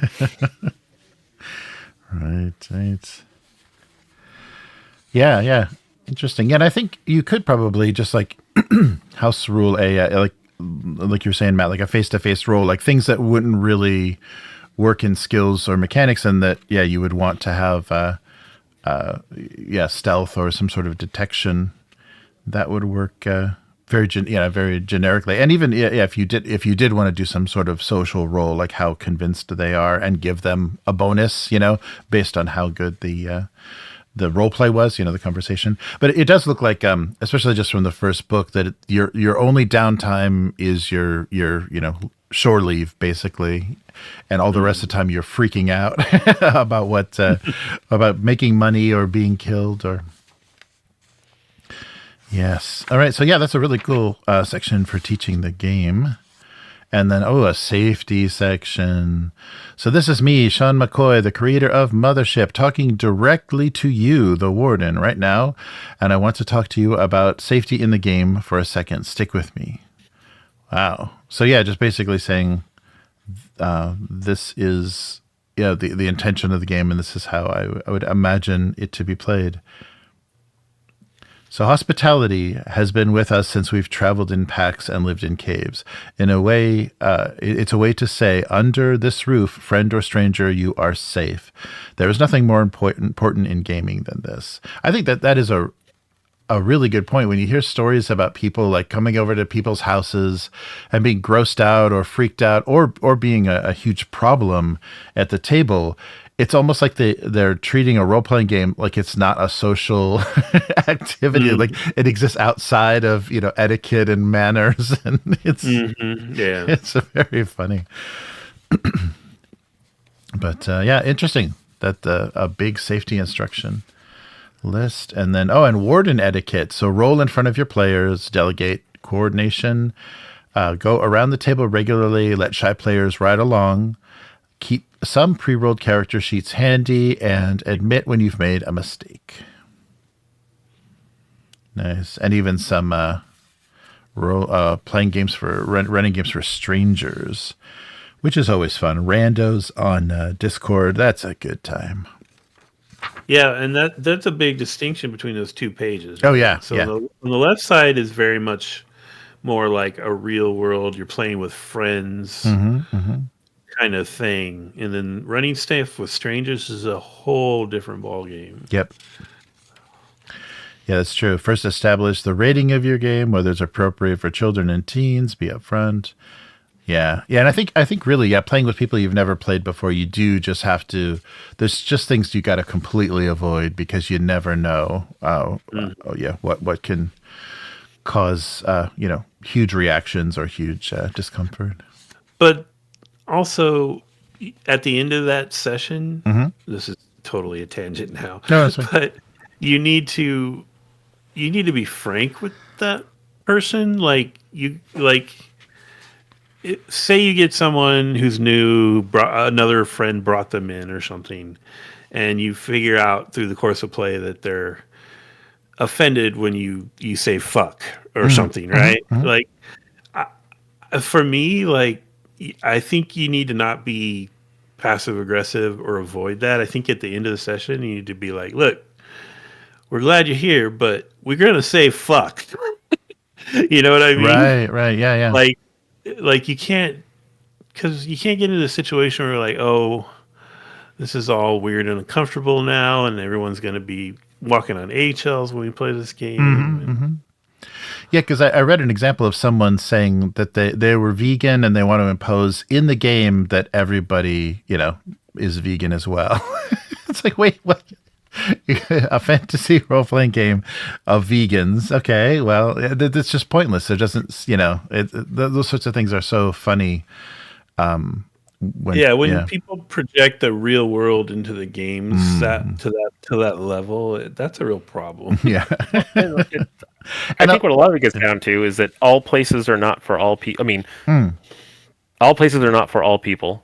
People could be welcome anywhere, but not all things are for everybody, and trying to make things for everybody inevitably degrades them. And if someone wants to make if 5 people want to get together every Friday night and play a game that's about weird sex and cannibalism the whole time, and they're having fun with it, and the rest, and they aren't being weird sex cannibals. I'm busy that night. Yeah, it's not my jam, but neither is for me. For instance, drug use is a thing for me. I get weird about drug use stuff because I'm not into drugs at all. So if drugs are a major focus in what do you want to say, movies or songs or something like that, sometimes I go, I do not like this just because it's so I'm high on this stuff all the time. It's unappealing to me. But at the same time, if I go over to a friend's house and they're playing a game and everyone in it is a crack dealer and they're having fun, I'm not going to be like, you guys need to quit playing this crack dealer game and start playing the My Little Pony game I want to play, right? Like there's a point where like you show up and you have to be like, oh, this just isn't, this particular environment isn't for me. And it could be that, how about on Thursday nights we play, my high fantasy whatever's game, and on Fridays you guys play your thing, and people are like, yeah, that's cool, it's another game night, and we could do that. And like there's ways to reach consensus on stuff, I think, that like doesn't work if everyone's strangers and it's all pickup stuff, which again, for me that's completely alien. I have no real desire to do that. I have my group of friends that I play role-playing games with, and we just play what we like to play, and occasionally taboo subjects come up in our games, but we all just roll with it because we're not uncomfortable with each other, and it's fine with whatever the stuff is. Like it's that we don't focus on it all the time. Like if a sex thing comes up or a weird sex cannibal thing comes up, I don't know why I keep going back to that, but oh, I know why. But yeah. Like, it's like it's there for us to go, oh, that like, oh yeah, the reason why this is in this is because it's gross to us, and we all know it's gross to us, and so that's the point of it's like the horror thing, right? Part of it is feeling comfortable and safe, right? If just being literally afraid is not fun. But going to a horror movie is fun because you're removed. And I think it's the same thing that like we run into with this, where people feel offended and scared and upset over a social group that you're hanging out with at around a table, and no one's physically threatening you or anything like that. But at the same time, I can also understand being like, I don't like this, I want to be around it. In which case, it's like, you're right, and all the power to you. You should probably go instead of trying to make these people and whatever their entertainment is bend to your whims. Right. Cause then who's happy at that point? Yeah. Yeah. Oh, yeah. Nobody. That's a good, very good point. Sex cannibal. I'm just gonna say it one more time. To get it out there. I just want to know what night, what time is this happening? Yeah. Can we cross it over with the crack addicts and the My Little Pony? Yeah. Oh yeah, it's gonna get a little raw, a little real. That's what's happening. Crack addicted ponies that are sex cannibals. Can we do that game? Wow. Oh yeah. So, and just a basic like explaining how the game works, like how it should run step by step, literally describe the situation, answer the questions, wait for a decision, set the stakes of the conflict, wait for them to commit, and resolve the action. That's really nice. Yeah, really a nice breakdown. I think the wait for the decision is an important thing too. Like if everyone around the table is talking, then the game is being played, right? Like you don't need to be like, come on guys, we got to make a decision here. It's like, no, if we're all laughing and having fun and doing the thing, if it takes us 6 hours to decide if we're going to open that door or not, that was still a fun game session that we had, right? Like if you don't need to. There's something about moving stuff forward, and I understand that, but there's also something about letting stuff just kind of sit sometimes and let people hash it out and actually experience that thing. Yeah, like sex cannibalism. It's exactly like sex. letting people enjoy what's going on, because that's true. Just making the simple decision about whether or not you're going to open the door could be a nice hour of fun, of laughs and discussion. No, that's good. No, that's a good point. I'm going to need everyone in the chat to share this video on their favorite social and hashtag sex cannibal. And I'm not quite sure exactly what. I mean, I have an idea, but I'm not exactly sure what that is. But I don't think I really want to know 100% either. But wow. Oh, this is interesting too. When talking about time and tension, like in the whole course of a game session, this is really cool to see this visually. Written out, just like tension in in any sort of storytelling or a movie or anything that's going to have a time limit, is not have it peak and then you just stay at this insane level the whole time, to actually have moments of tension release and questions answered. Yeah, you need that respite where you're locked in the laboratory to talk about what the hell's going on. Yeah, this is really nice to see. So think about time. So use moment to moment, briefly recap. It's okay to split people up, zoom out, skip forward. Don't skip over interesting decision points, and ask the players. And then for tension, building slowly, focusing on anticipation. Use multiple shot encounters with horror rather than one long one.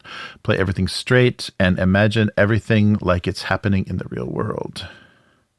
I like that it's okay to split people up thing. I know that's a shtick I have in almost every game where I'm like, let's go in two different directions. I really feel like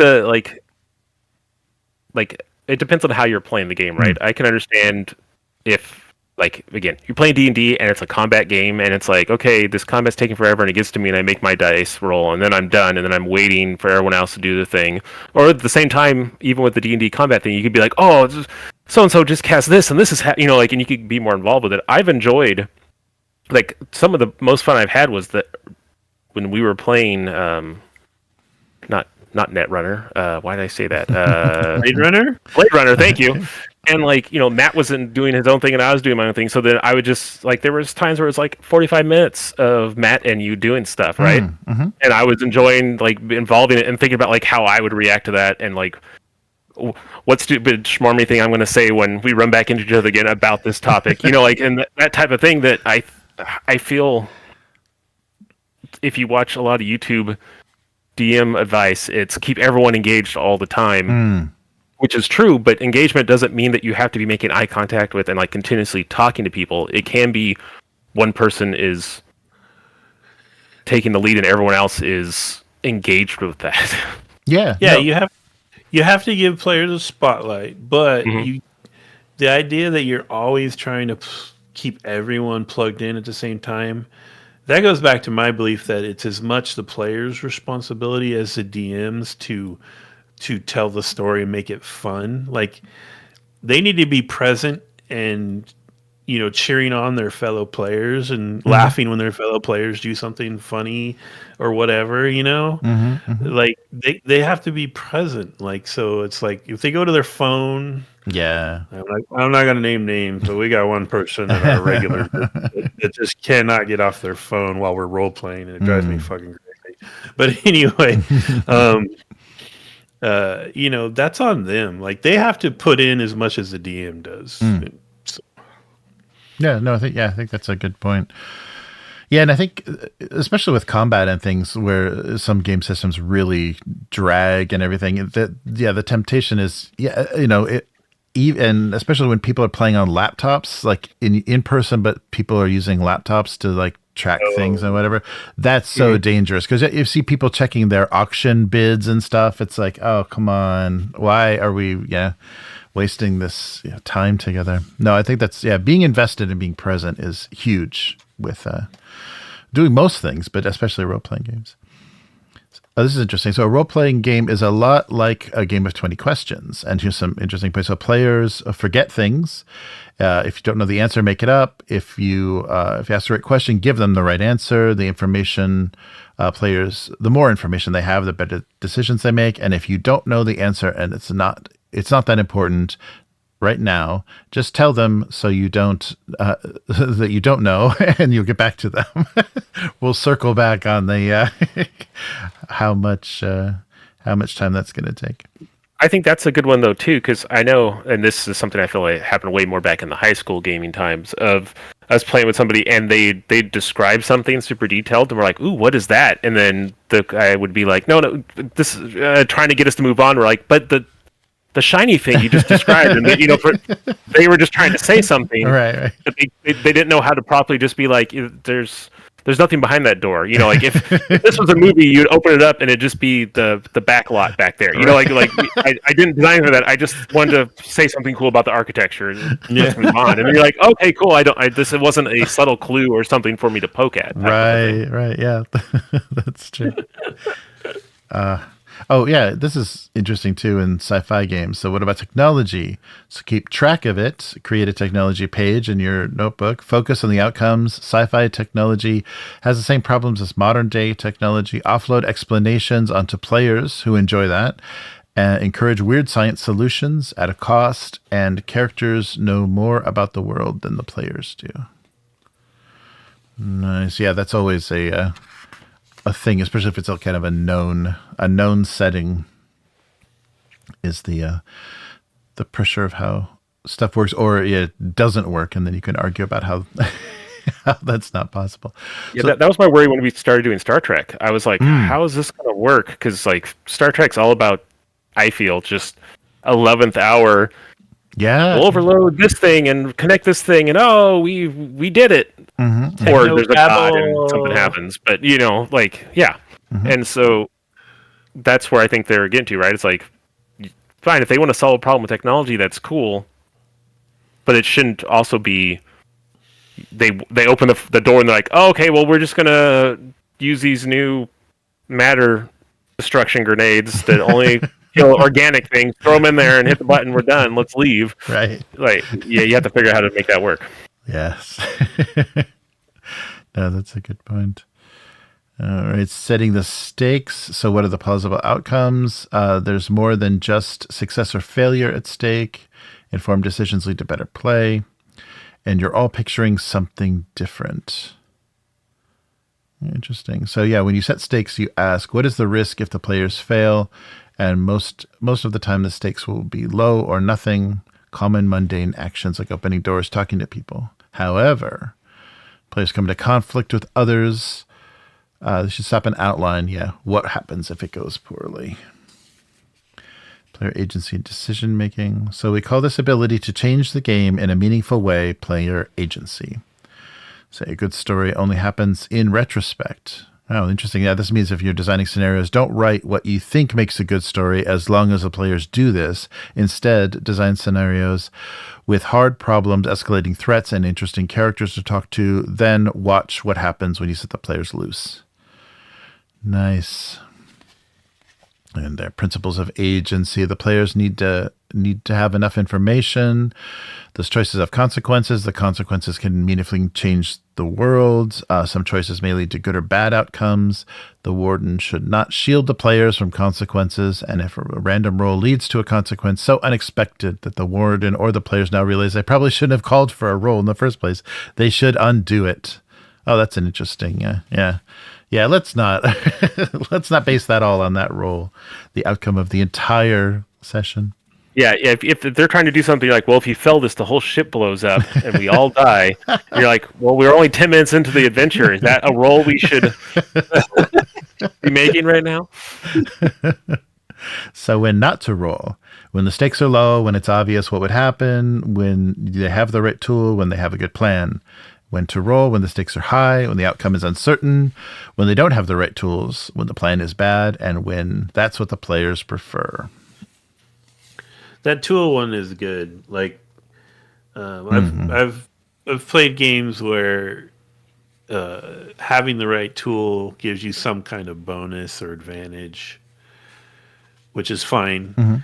But in having if you have the super high tech lockpit kit that overrides door panels, then it should probably just work.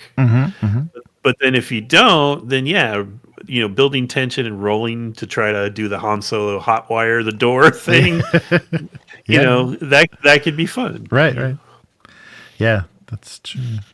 So what does failure mean? So attempted action, warden's really some table of action succeeds but costs more time and resources. Action succeeds but causes harm. Succeeds but leaves a player in technical disadvantage, and fails and the situation gets much worse. Yes, house rules. When to make a ruling. Wow. The whole rules of order. I second that house rule. Social encounter. So here they're going to talk about social and see if they're going to say why. So lying and deception. When someone lies to players, just tell them.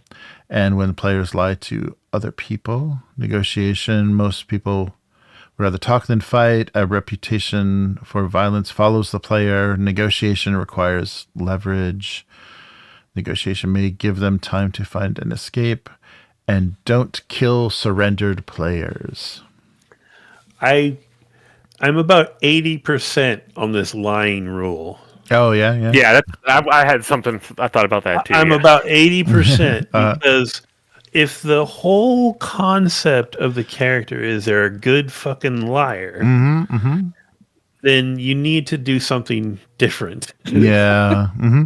Right. Well, and I think that's what and I think that again, it's the interpretation thing. This maybe isn't written as well as it could be, because I feel like if the point is the character is lying, it gets down to, again, if Paul Reiser is supposed to make you think that he's not an evil guy for the first half of the thing,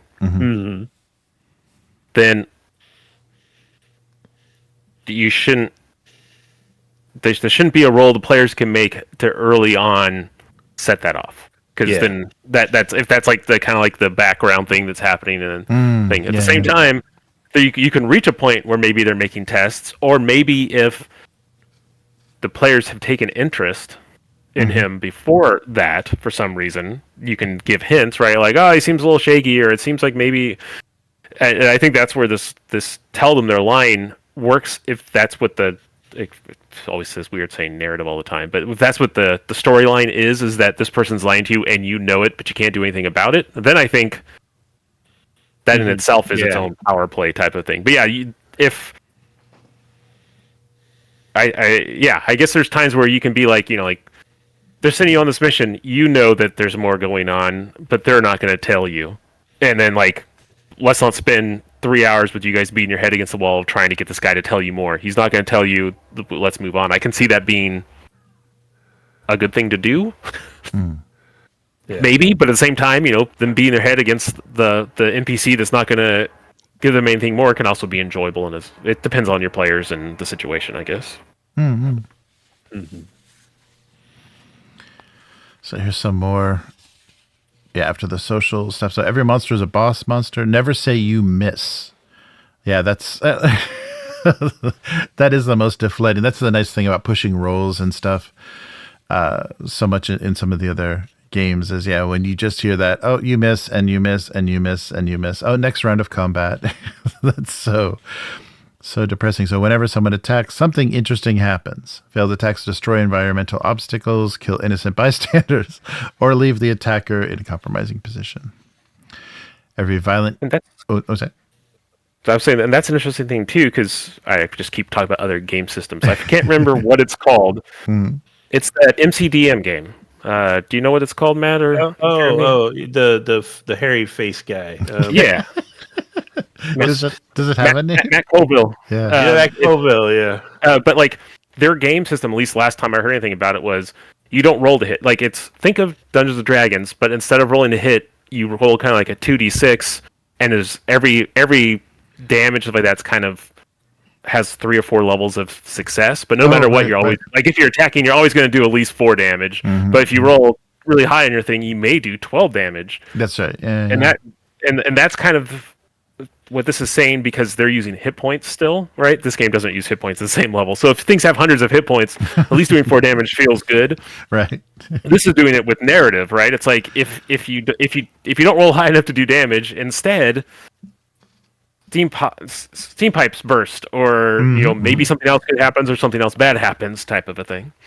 Do you think, and I'm asking you two as people who run games, do you think if it's a particularly busy encounter, that kind of might get tiresome for the DM to have to always be thinking of the thing that happens when they miss? Or... So I think yes, for a D&D game where you're doing 150 points of damage to something, and it's like the D&D combat takes an hour and a half to play out, and it's and I'm saying that as someone who enjoys that, but still, like, I don't want after every roll, after everything, to be inherently narrating every little thing, because it's already doing all this nuance of like, well, I'm doing 4 damage here, and then I have this effect that happens every other turn that does, like, that's already all, because that's all about the mechanics in that game. Yeah. Whereas I feel like this game, if you're shooting at an alien or a guy, you're probably gonna either kill the alien or be killed by the alien or the guy in a round or two. So so like it's more eventful. But yeah, at the same time, otherwise you're getting back into what's that Star Wars game we played where every time you rolled, there's like 50 different results, and you're adding up like, I got 12 points of goofy stuff that's supposed to happen. The Genesis, I don't want that. That isn't good either. That was exhausting. Yeah. Yes, lots of interpretation of the symbols. Yes. Every violent encounter is the worst day of someone's life. I like that. Yes. Smart enemies are deadly enemies, and defeat doesn't always mean death. And so their advice on death, it might happen a lot. Tell players when they might die. Make every death count and add their death to the roster. So keep just like the high score. Yeah. Keep their high score, what killed them, on a roster page. Ask what to do. Or what do you do? Sorry. Ask what do you do? Yeah. Oh, yeah. And they're talking about, player-facing roles. Yeah, they try something like player-facing roles or difficulty in your difficulty settings to resolve things, searching for clues. Ships are expensive. What's up? I was just going on that, what we were talking about. I can't think of the last time I ran a game where I hid roles. Oh, yeah. Like that's, I don't know. That's kind of an old world, like an artifact of older games or something. Mm-hmm. I don't know. Yeah, that's true. That's interesting. Yeah, I'm trying to think. The last time, so because sometimes hidden information is good, especially if you want players to think or operate on a certain belief, and then have that exposed. Yeah, but like an attack roll per se doesn't. Oh yeah. Feel like it's something that you need to, because I feel like there's something to be said of like I'm going to use D20 system because it's easy to I think explain. Like you're the heavily armored guy, and then the bad guy rolls a 7, and the GM goes, "Well, he hit you." You go, that guy just rolled a 7 on a D20 and hit me, and I have a really high armor class. Everyone else here's screwed and gonna get everything. we got to get out of here. There's something about that, like, and that's like kind of a meta knowledge, but it's the equivalent of the GM trying to explain like how much more expertly skilled this person is than you. You can see it in a more intuitive level, I feel, with that specific example. That is more like you're a sword fighter fighting someone else, and they just completely work you, and you're like, oh no, like I thought I was a competent fighter, and this person completely, like, he just rolled a 7 and still hit my armor class of 18. We're in trouble, guys. we need to go. And I think that there's something about that you can see. And otherwise, it just seems like, what are you hiding in general? If you don't, if the threat isn't supposed to have a chance of killing the players, on some level, why are you rolling it out at all? It's kind of gets back to some of the earlier stuff they mentioned here, right? Like, is it inconsequential? Then why are you rolling? Like, if the fight can't kill them, why are we doing this? Right. And the day the GM rolls 3 20s in a row and then max damage and all those hits and criticals and murders someone that you thought was going to be a cakewalk, I don't feel like that's oh no, my character died. That's oh geez, what just happened? God stepped in right there type of situation. Yeah, and if it's something else, the GM just doesn't want the players to know, like, an NPC stealth roll or an NPC tracking roll, or something like that. Just freaking roll and don't tell them what the hell you're rolling for, because that will actually generate tension just doing that. Yeah, that's true. Ships and space. So ships are expensive. Space is dangerous. Oh, alien ships break the rules. That's no fun. They're not dangerous and they're not expensive. Is that what it's saying? They're very cheap and plentiful. Yeah, don't start them with a ship. Do it. Oh yeah, interesting. Don't start them with a ship. As easy as it sounds, ticket prices for space travel, while pricey, are at least something that most spacers can afford. So buy a ticket. Skip the paying the bills work. Yeah, that's, some people may enjoy that, but yeah. How much fuel did we buy last week? Whoa, that's nice. Crazy. All right, some weird stuff. Yeah. So building your campaign. What do I need to prep? I'll start a scenario, campaign style, your campaign frame. a starting area and a few tools. I like that art too. Yeah, that's nice. Nice. And here's some campaign frames: space truckers, private mercenaries, explorers, dogs of war, corporate inspectors, off-world colonists, crash landers, hyperspace raiders, mining and salvage, bounty hunters. Oh, see, look at they're already wanting us to do it. I like how the corporate inspectors are still just wearing like black suits, Right. Yeah, black ties, and sunglasses. gotta keep it formal. Nice. And then creating a starting area. Mapping the jump cluster, keying the map. Oh, there's another great notebook example. Yeah, I think you could do an episodical Firefly type game with this system. Mm-hmm. It might have more of a horror focus than Firefly, but I think you could do it. It's kind of cool. Oh, yeah. No, I think so, too. How much should a job pay? Oh, that's cool. Yeah, giving it... Because that's because they've already given us prices for gear and stuff, so I think it's good to give guidelines about, how much something should actually be worth as far as, how much money you make, so you're not set for life or you're not still starving after, risking your life. Make a job board. Yeah, this is an anecdote again, but I remember it was years ago. We were playing a game, and I was talking about it was like an inn that was on fire, and there was this chest full of coins.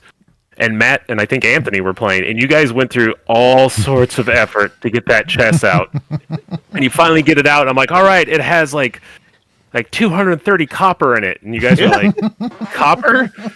We went through all this thing for 230 copper? That's like, son of a bitch. Yeah, you're like that. We wouldn't have even bothered if we looked at it and saw it was copper. I'm like, oh, well, I didn't do a good job on judging how many coins should be in there, but that's what I decided. They could have just pulled the wiring out of the inn and done better than that. Exactly.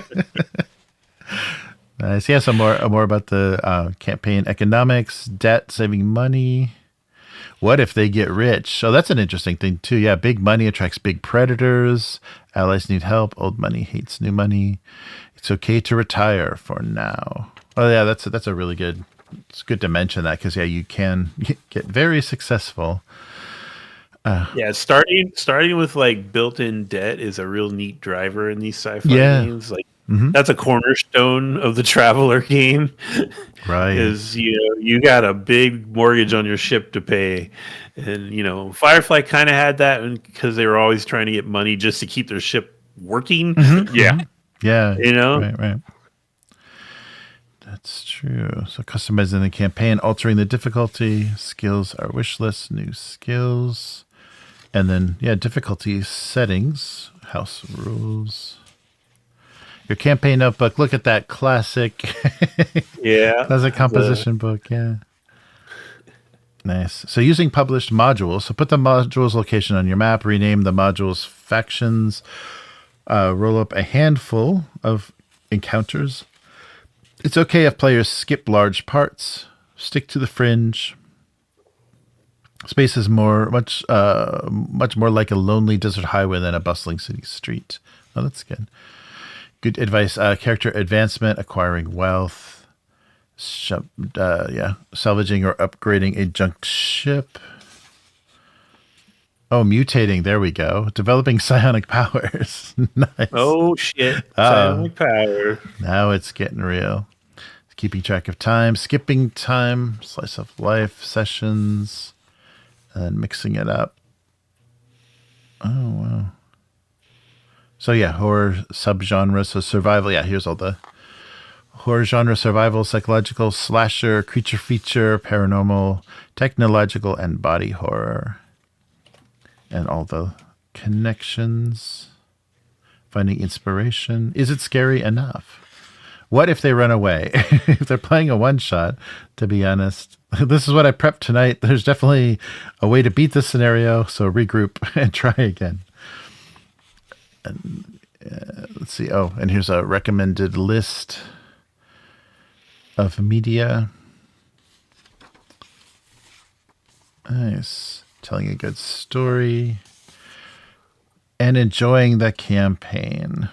Nice. So thank you so much for reading this book. Soldiers are too happy. Yeah, they are. They are pretty They're happy. happy. They're really happy. Yeah, they're just about to start their first adventure. Yeah, right. Straight out of training. At the end of the day, people are more important than games, and no amount of technique, advice, rules, and systems can overcome the simple fact that in order to play, you need to be generous and kind. This is especially true in horror games. So that is it. There should be a second drawing of those two, like later on in their career, and it's like one got like a shaggy beard and he's smoking a cigarette and a big scar, and his buddy is literally like a skeleton that he's using as a hand puppet. I've seen some shit. Yeah. Nice. And then some tables for planets and factions and settlements. Nice. Yeah, there weren't as many tables as I anticipated. It's a lot of kind of teaching and instruction. That's interesting. Mm-hmm. Yeah, that was pretty good. Yeah, this is surprisingly operational in its manualness. Yeah, wow, that's great. All right. I wonder if, like, as a general sense, people should make a like operations manual type thing. And even strip away the mothership aspect of it. Not necessarily these people, but like with all the good stuff, and just make a like, here is a game master book, completely untyped, completely like it's not connected to any story, narrative, or system, and just here's all the good tips out there for running a game, because it always feels like these are always buried in books with their own genre and theme. It'd be interesting. I can't imagine that there's a market for it, but it'd still be amazing to see a book like that out there. It needs to be like practical and concise, like this one, because there are books like that. Like I bought an audiobook one time just to check it out, and it was boring and god awful. And but this is real concise. I like that. Here's our ship book. Yeah, so there was wasn't anything in the operations manual, but yeah, Shipbreaker's Toolkit. So here we go with all of our ships. Oh, nice. And all the a legend for all the deck plan icons. Very alien looking. Yeah, those are great. All right, so here's the ship has its own manifest sheet, all that's upgrades and cargo, weapons damage. So the ships in this book come with everything you need to play. You don't need to build them like you do to creating a character. Instead, you just start with a ship. Your stats checks, thrusters, battle, and systems, and your ship's class. Let's all pile in the shuttlecraft, boys. Modifying the checks. Oh, here we go. We get some good art in here. Those are very alien. Yeah, that's a very, just with the wings retracted, yeah.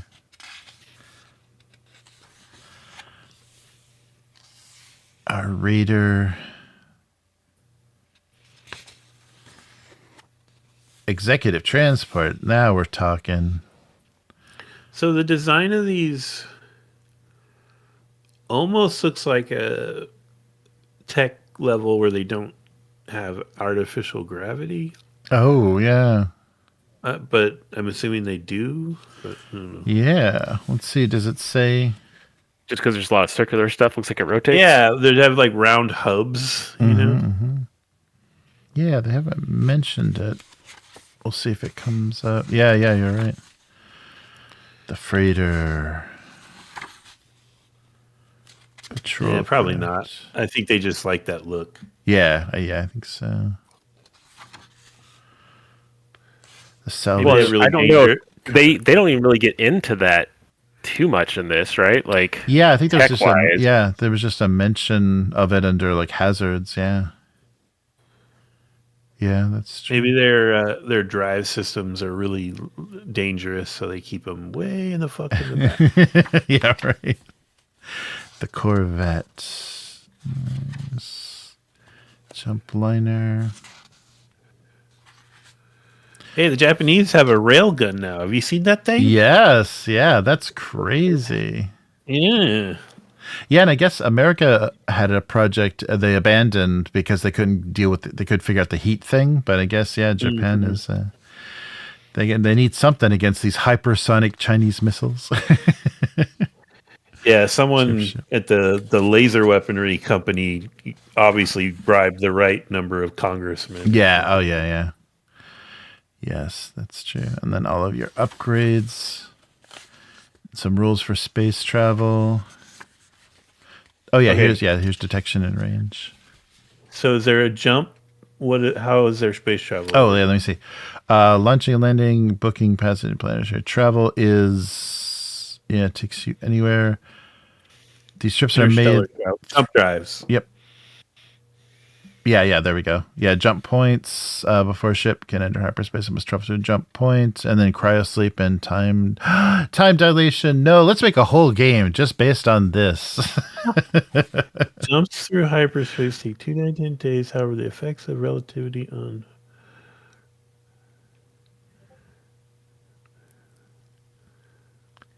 yeah, which one is it? We don't know. Is it going to be seconds or years? Yeah. Oh, they're doing that's more kind of like an alien level of travel. Yeah. The jump drive ratings though is a very traveler thing. That's how they work in that. Nice. Nice. Our space travel, and then ranges and scanning, hailing and distress calls. It's not going well for those people. Yes. This is how to make a distress call. She's just arguing with her spouse. Yeah. That's right. She has no idea what's going on. You left the clothes in the washer. Now I have to wash them again.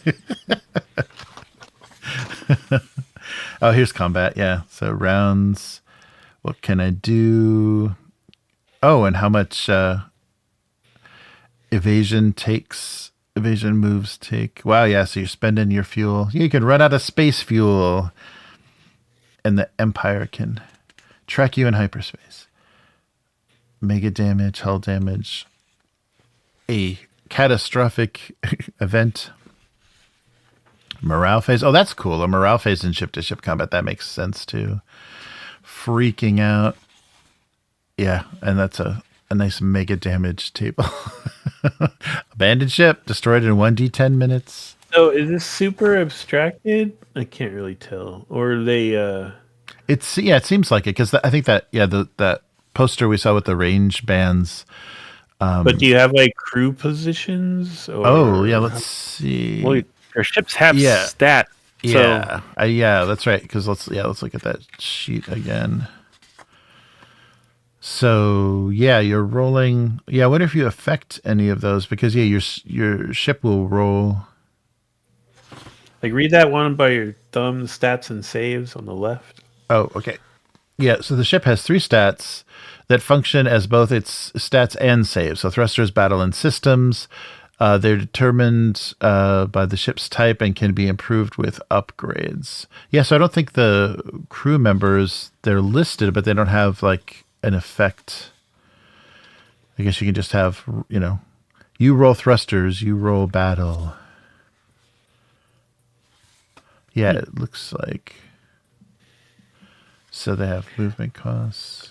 Again, like if it's a horror-centered game, that's totally fine. Don't care. Mm-hmm. But if we're gonna play an ongoing thing where we're like a crew of, fortune seekers or whatever, like I would want a system where my participation mattered. Yeah, right. Yeah, I think though, like the way this is a little bit that we've read on this, it feels like it's almost. Like, okay, this is what you did to get here. Now you're showing up at the mission. You do the mission, and then afterwards it's like, you made it back. You're going to spend some downtime. You make a few rolls, and then you're back at your next mission if it's a year later or whatever. Mm-hmm. Right. Yeah. I don't think there's... Yeah, I think the point of this is purely the Alien movie, not the... But then why have the ship fighting in I it? guess if, like, that comes up, there's at least something in there? Yeah. Yeah, right. So you're not just, just winging it. There's actually like I guess you could do it as like a mini game thing where it's not your characters at all, but you're letting the players roll for the ship or something. Yeah. That's true. Starting conditions, routine maintenance. Oh, ship maintenance. Yay. Maintenance issues. I'm sure. Yeah, because I'm looking to get at the character skills. I'm not seeing any character skills that relate to Right. ships. Yeah. The ship stuff at all. You just got to buy a ticket. You just you got to fly coach. Sorry, that's how you get to the alien missions.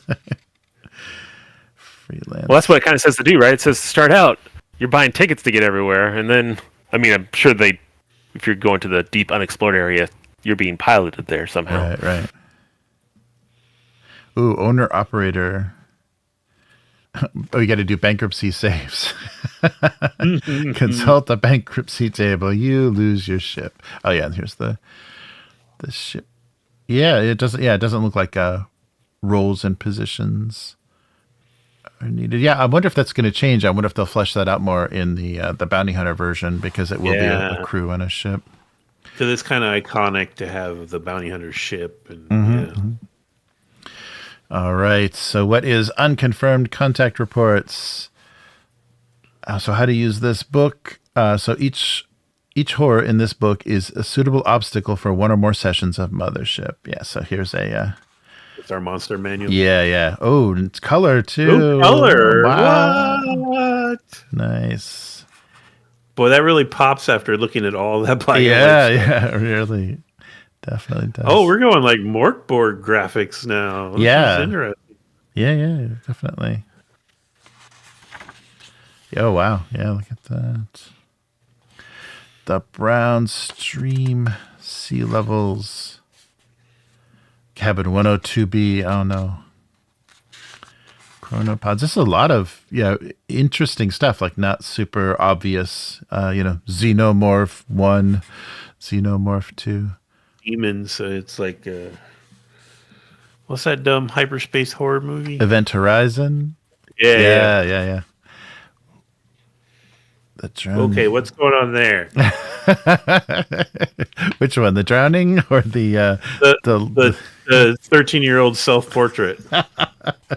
This is the engineer. He works as a wandering ship's engineer, killing others and taking their identities. This is the urchin. It is the urchin that went murderer. Yeah, none are like him. He waits blood full of stimulants whilst the others fall into hypersleep. He crawls out reborn in the empty, idealized birth for an avenging angel. Then he opens the airlocks. This is very horror, like very terrifying. Yeah, that's very serial killer. Then he opens the airlocks.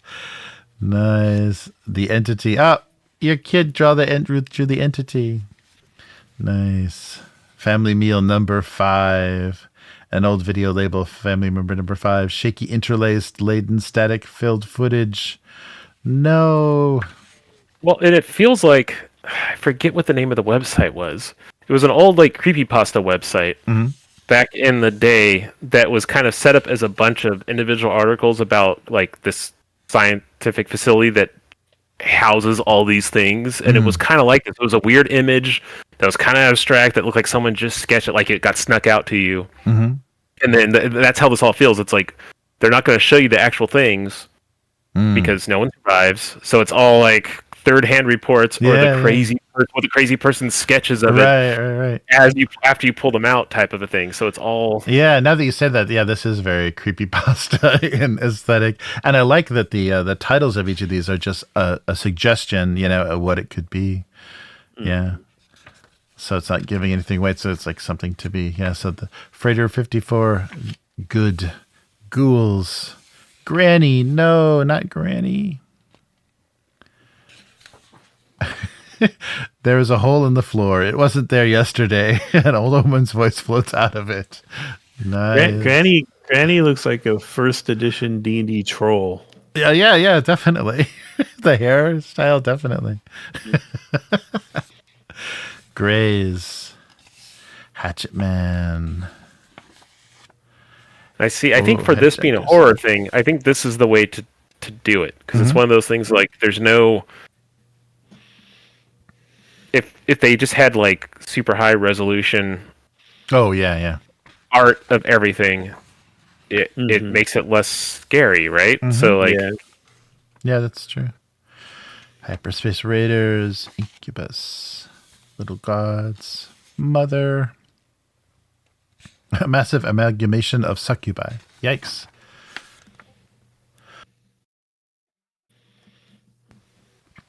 The Monolith, the Nomads, No-centric transmission, Omnivore,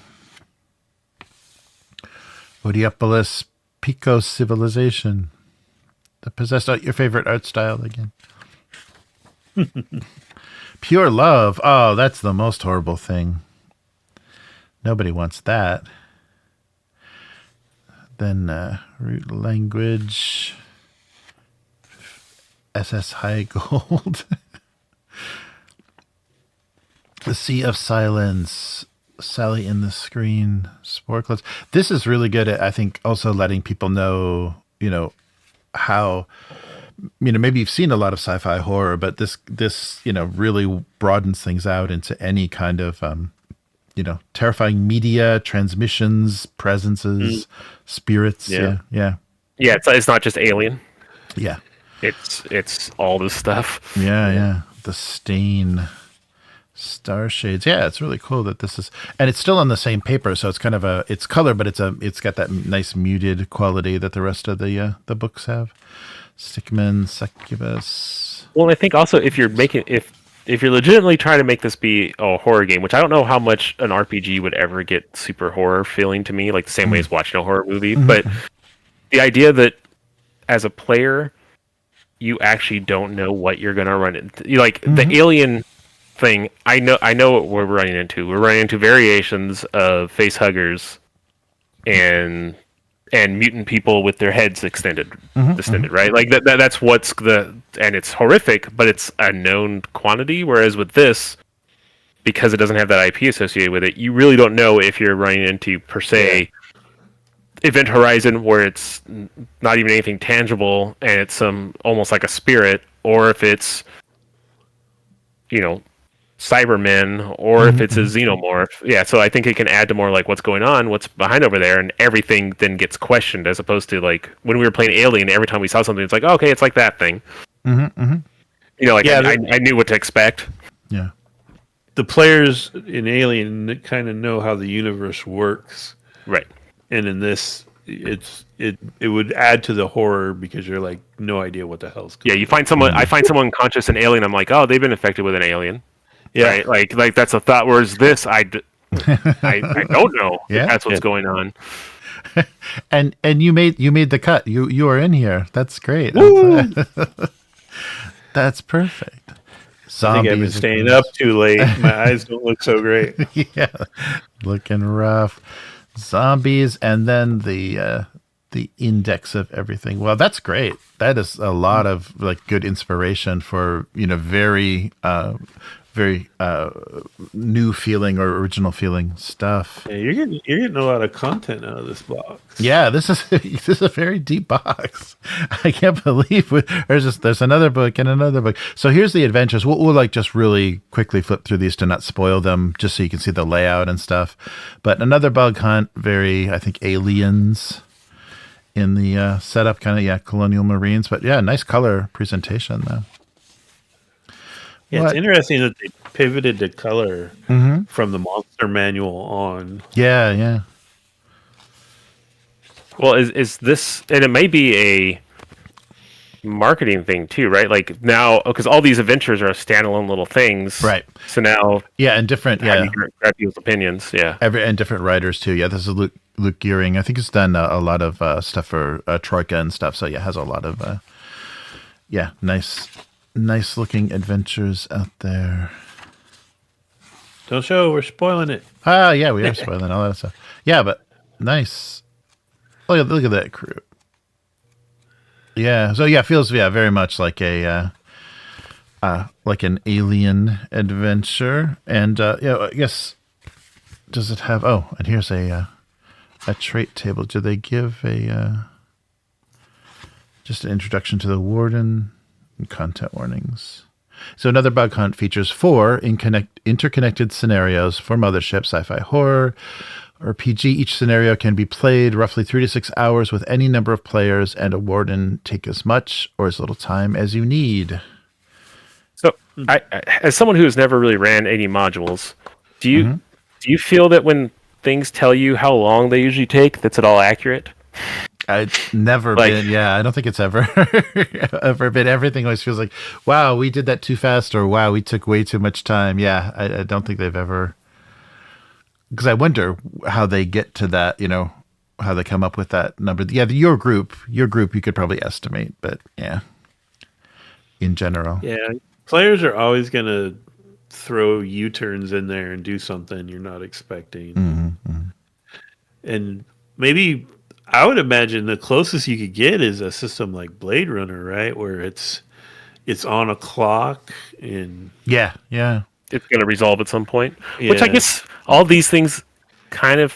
I mean, this game doesn't structure it like that, right? But I could see that be a very horror thing too, where like you're going from scene to scene to scene with some type of inevitability building up. That could also be a interesting, like tension mechanic, right? Of like, there's going to be 20 scenes in this thing. Let's start. Scene 1. You're on the ship and you're all having breakfast. And it's like, well, that's one scene down. Well, what does that mean? That could be an interesting. No, I'm not finished. I'm gonna have more pancakes. yeah. I'm not going to the next scene. Yeah. No, that's an interesting. That would be an interesting clock, because you would know. Yeah, we're running out of time. We can't plan. We don't have any time to plan because we know what's happening in these last few scenes. Very cool.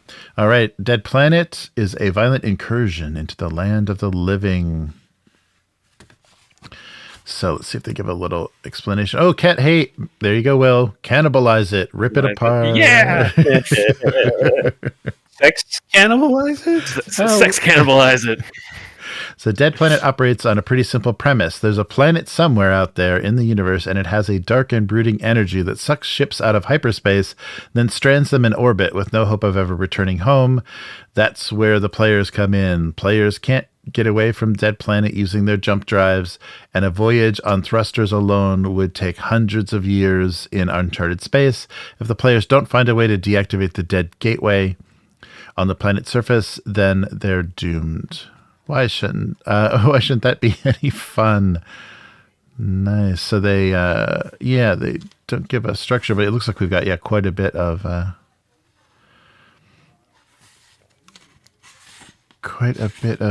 content. So nice layouts. Whoa. We should make a monster supplement for this game. And put it on drive-through, and one of the things will have to be a sex cannibal. Sex cannibal. So Dead Planet and Pound of Flesh. So I think these were out kind of early days of the first popularity of Mothership. I remember seeing all of these coming out. So A Pound of Flesh. Sooner or later, everybody pays. She got guns on her head? What has she got? Something, yeah. She's got something going on. Or just really... like a Google Glass thing that she's wearing, but it's a really big one. Yeah. Nice. Okay, so this isn't a typical module. Players don't beat it, though they may survive it. In fact, your players, if your players want, they don't have to interact with anything on the station. They can stop in some for some quick shore leave, or make the Dream their home base for a campaign, and that's great. That's the module working. If they want to investigate more, they can. So this is more like an adventure site. Yeah, I think so. That's cool. Yeah. Prospero's Dream. Yeah, nice. Cool. Nice. So what if you're running a one-shot? It works best as a base of operations for an ongoing campaign, but it's also a good pick-up and play. So there's important people. And Escape from Prospero's Dream is basically, how you play it for a one-shot. Oh, I think I remember someone else reviewing this before, like years ago. Oh, yeah? or not maybe not years ago, but like a year ago, and they're talking about like the schedule in it. Like I think the characters of it have like what they're doing now, what they'll be doing later. Ah, So it kind of gives you a like not a at day 5 this happens, but like once this event happens, then this group is kind of doing this thing. nice. Maybe I'm thinking the wrong thing. Maybe it's just the pink color that's making me think that. But I feel like I've seen this. Like a timetable for the NPCs, you mean? Yeah, maybe I'm thinking of a different scenario because I'm not seeing anything more. One of those pages look like the thing I was thinking of. Yeah, where it's just like like there's these 3 factions doing some stuff. So whenever these people finally sell, whenever a PC finally buys this thing, then these people start chasing them for this reason, type of a thing. But I don't know. Maybe I'm thinking of a different adventure because it is a module, and I don't usually watch or read stuff on setting modules. Yeah. Now I'm just kind of rambling, but yeah, this is nice. As an adventure set, there's a ton, and you can like literally explore everything or just up to a point. Yeah, wow, really nice. That's a huge resource. All right, and then I think this is some of the newer stuff. Oh yeah, that's it. This is our last one. Is the Gradient Descent. Ooh. Wow, this is done. Yeah, Whoa. in a nice style. That's a lot to explore. Yeah. It's a human-sized room. It's an industrial-sized room. Wow. Cloud Bank Synthetic Production Facility. So Gradient Descent details the massive abandoned android factory formerly known as the Cloud Bank Synthetics Production Facility, now called the Deep. It has been taken over by its industrial AI, Monarch, and is cordoned off by a ruthless blockade of corporate-backed troubleshooters. It can easily be a deadly module, but also contains tons of role-playing opportunities depending on what your group is into. Wow. Bring in the synths in. Yes. Mm-hmm. So human scale and then industrial scale. Yeah, that's a crazy map. Oh, look, they look so sweet. They look fun to talk to. Wow, nice. I like each of these has a really, the color palette and the design is very unique and inspires. Yeah, I mean they've added color, but none of them have gone like 3-color print press looking, right? Where like there's gradients and everything. Most of it's still. It's almost like spot color. Mm-hmm. Yeah. Yeah, I think very zine influence, very zine inspired stuff. Nice. Yeah, really great. And it's interesting alternating the black background, white background pages too. Nice. The artifacts and random searches. All right. Well, we made it. We hit the bottom. We bottomed out. So we did it. Is everything inside the deluxe. Yeah, lots of adventure stuff. Yeah, this was really interesting. The kind of Monster Manual Hooks book. There it is. So this is the deluxe set by Tuesday Night Games for Mothership. Everything that you get, and we didn't pull everything apart, but yeah, this gives you an idea of all your little pieces. But yeah, well, how are you guys doing energy wise? Are you up for doing characters, or should we save it when we my cortisol levels are through the roof. So stressed out. We gotta make a character. Yeah, we can make characters. Okay, I don't think it's gonna take very long. Yeah, that's true. Yeah. We can give it a shot. What do you want to share with the viewers? Yeah, that's a good point. Yeah, because I don't have. Let me see. Unless you could make one too, Jeremy, and we could just have that up on the screen. Oh, sure. Yeah. I can open the. Let me open the PDF, and we'll take a look. Yeah, and then we can all just kind of talk our way through. All right.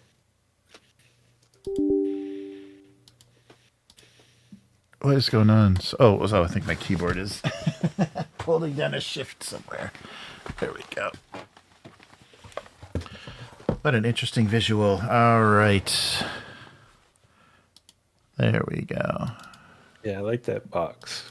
Yeah, it's really, really beautifully done. Yeah, a lot of really nice details. So, Now I see the teeth and stuff on it, because at first my first instinct was it looked very like happy anime looking to me, but now that I'm looking at it more and I see that the face like is surrounded by tentacles with teeth, it has a different energy to it. What is like a centipede looking thing on its head or something? Yeah, something. Something. okay, let me shift this over here and see if I can share that.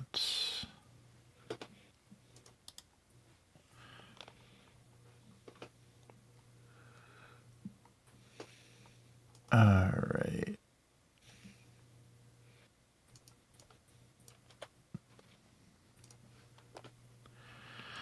Okay, so that's just the camera. So I just want to share a screen, I think. Let's try this. What could possibly go wrong? Ah!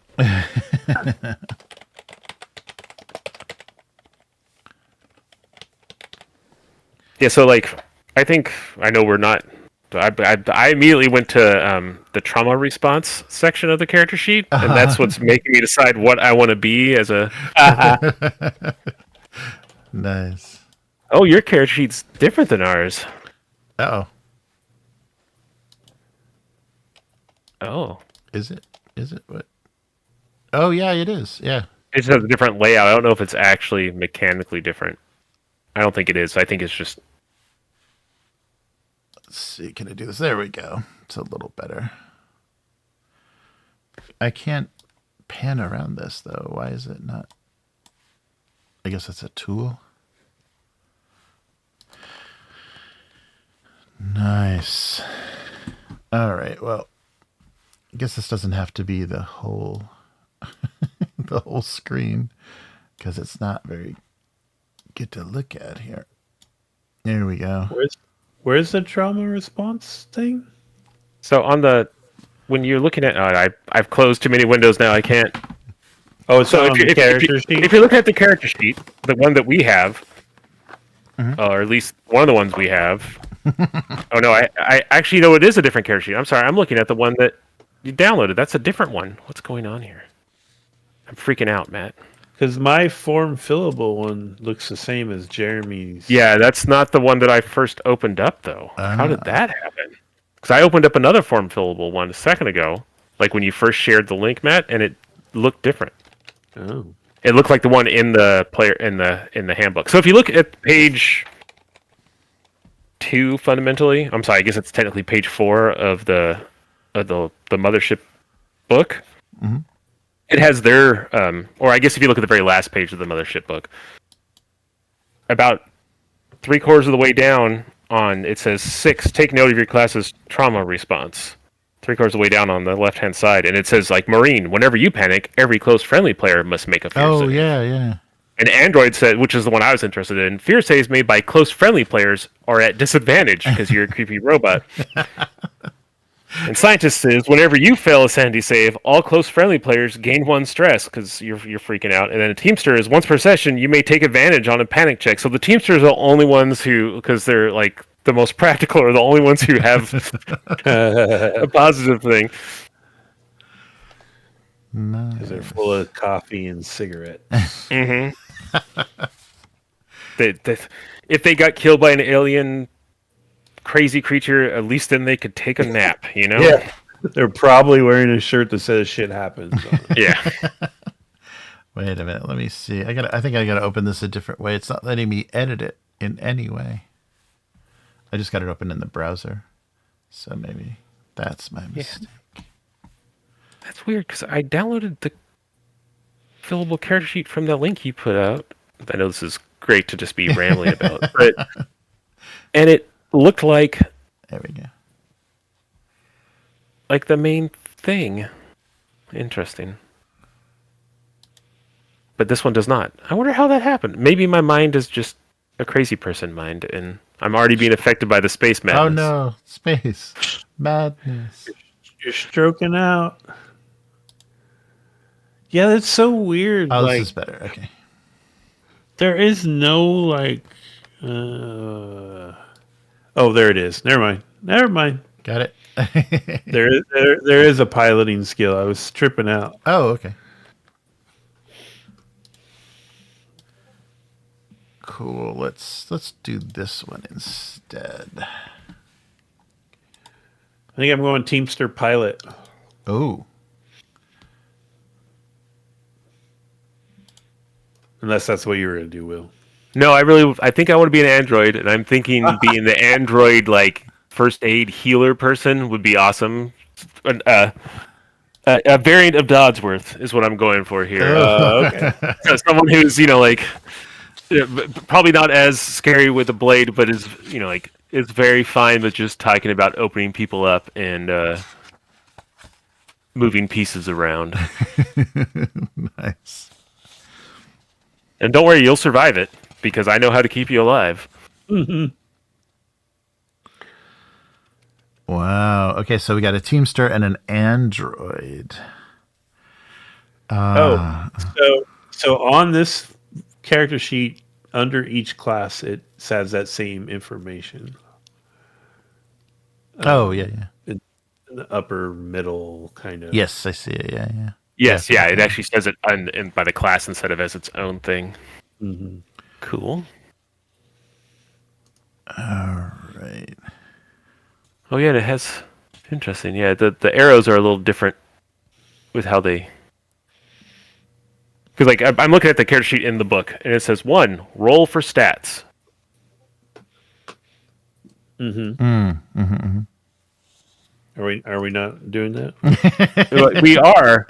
Yeah, It's just that that's not the way that this one isn't laid out the same way. It looks like you pick the class first, but I guess that makes sense. Right. Yeah, it's got a different layer. Yeah, this one is very, very step by step. All right. So have you been rolling? Oh no. No. Okay. It was okay. So yeah, I think. Guide us. Oh, okay. So let's do So step 1. I guess or if you already have a. But rolling your stats may also change your opinion about how good a pilot or a. That's true. If I get a really Marine bad mind, I might not be the best robot healer. Right. Are there any rules for like tweaking or swapping or anything? Let's see. Let's see if they go any more into. No, I don't think so. Yeah, because everything's just an explanation. No, it's just a roll. 2d10, add them together. Yep. Yeah. And 25. Record the results. How come on this character sheet? What's wrong? Is it like the wrong edition or something? What's missing on it? Oh yeah, because this one says roll 3d10 times 2. Oh yeah, maybe pre-edition. Oh, maybe this is the wrong character sheet. Like I said, I could have sworn that I clicked on one that was the same. That was the same. Let's way check on that their, I downloaded it. Check I'm on their website. like I said, I'm freaking out. Well, I got the PDF, and I think it came with a character sheet. Hold on. Character profile, basic and advanced. Oh yeah, these are different. What is the advanced one? Oh, no, I don't like that. I don't like that at all. Why the hell is that called advanced? It's like half the size. But that one's not form fillable. Oh, okay. Yeah, maybe it's just because the people who make the form fillable ones want the crazy custom ones because is no this one's ever. called second edition, Jeremy? This is first. This is called first edition, the first full edition. Oh, and then another thing I noticed, which I didn't mention, even though I interrupted you a bunch, the main book, ours has a barcode on it. Oh yeah, Right by the dead corpse, but the one out of the box was missing the barcode because it's never going to be sold separately. So. Yeah, right. Yeah, I think it's the. Okay, so yeah, the one basic profile. Oh yeah, none of these are going to be form fillable. They're just for print. Might have found. Oh, I don't want to buy it. Yeah, so we won't. I think it will. It contains all the same stats. We just won't be using the some of the instructions on there That's version 1 by Quadra. This is Quadra's version. Oh, there's one on their website. I'm gonna download it right now. Okay, yeah, see what it On the actual official. Yeah, their website. basic character profile. Is it a PDF? Yeah, I think so. I hope so. It might just be for printing. Well,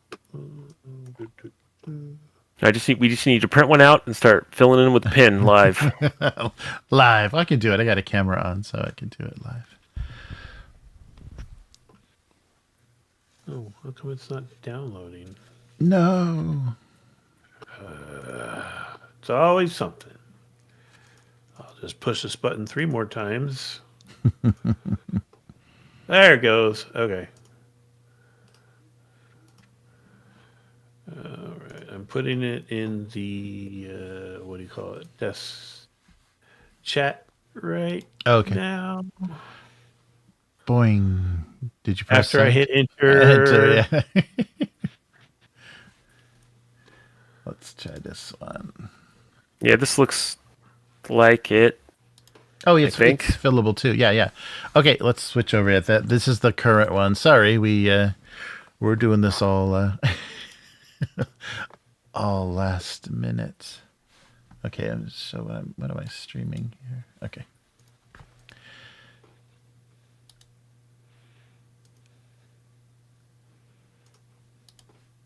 Yes, the correct formulas on it. There we go. Okay, cool.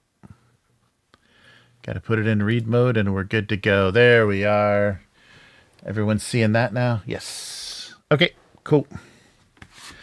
So let's do this. Well, I think, oh boy, I don't know if I want to go scientist. Well, depending on our stats, we may choose. Yeah, I mean, if I get like a 90 intellect, I may pick scientist, but that's not as cool as the creepy want to cut you open robot.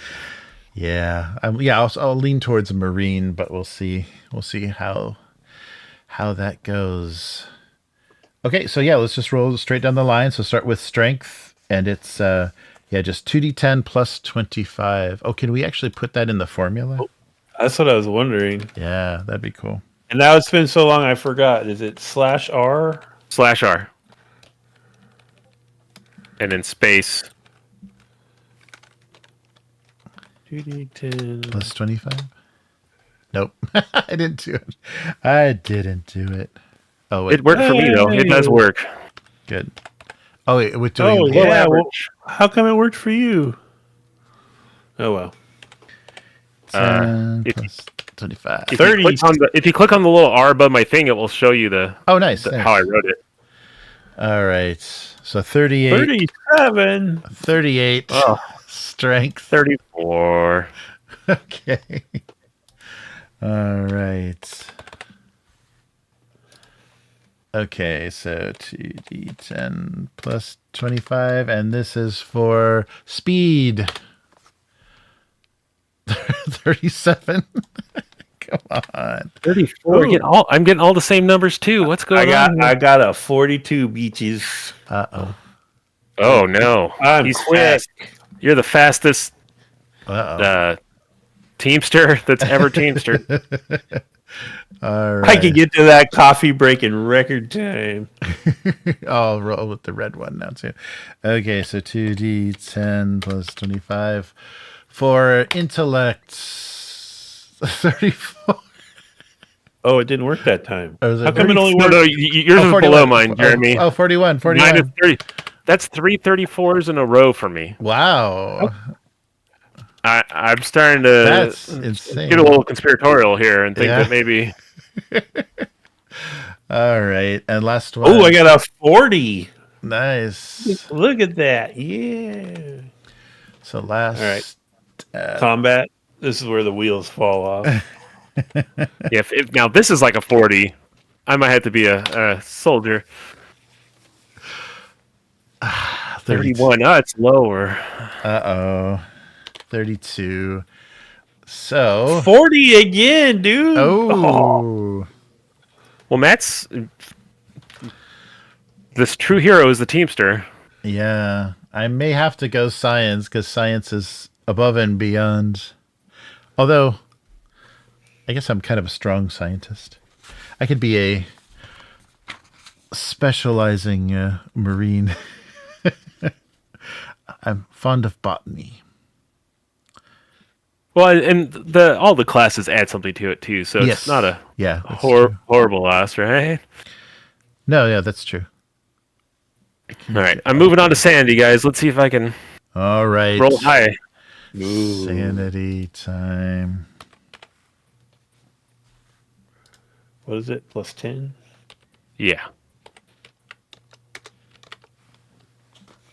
Dude, I'm never going to roll this good again.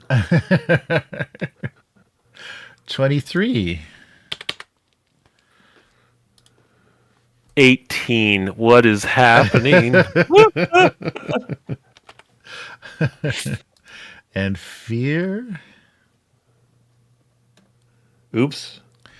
Fear save. Not plus 1. Oh, I guess if that's... Oh my god, that's a 12. Uh-oh. Oh no. 21. My fear save is a 12. No. And a body. Mine's a 22. That's better. That's good. That's pretty good. That's average, I think, right? Yeah, that's average. All right.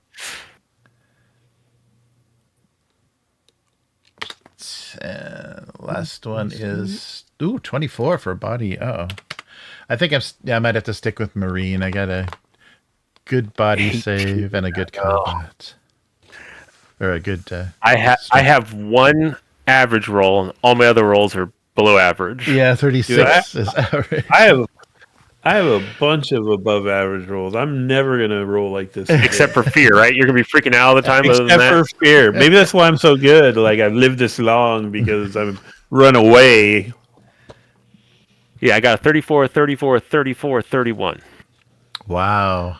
And then 18, 22, 18. Strength 37, speed 42, intellect 40, combat 40. Wow. Oh my god. Yeah. Sanity 26, but then fear 12, and then body 26. So I rolled one below average, one average, and a bunch of above averages. Wow. That isn't horrible because basically it means that whenever something's scary, you're gonna run away. I mean, really, you're gonna take more stress. But whenever something's scary, you'll run away and survive. That seems like the correct. Yeah, you're right. That is how you're. All right, and then we just modify these by the class. Yes. So choose the class. Oh my. Oh yeah, the android's going to get a big intellect bump. Yeah, but I get minus 10 to one stat too.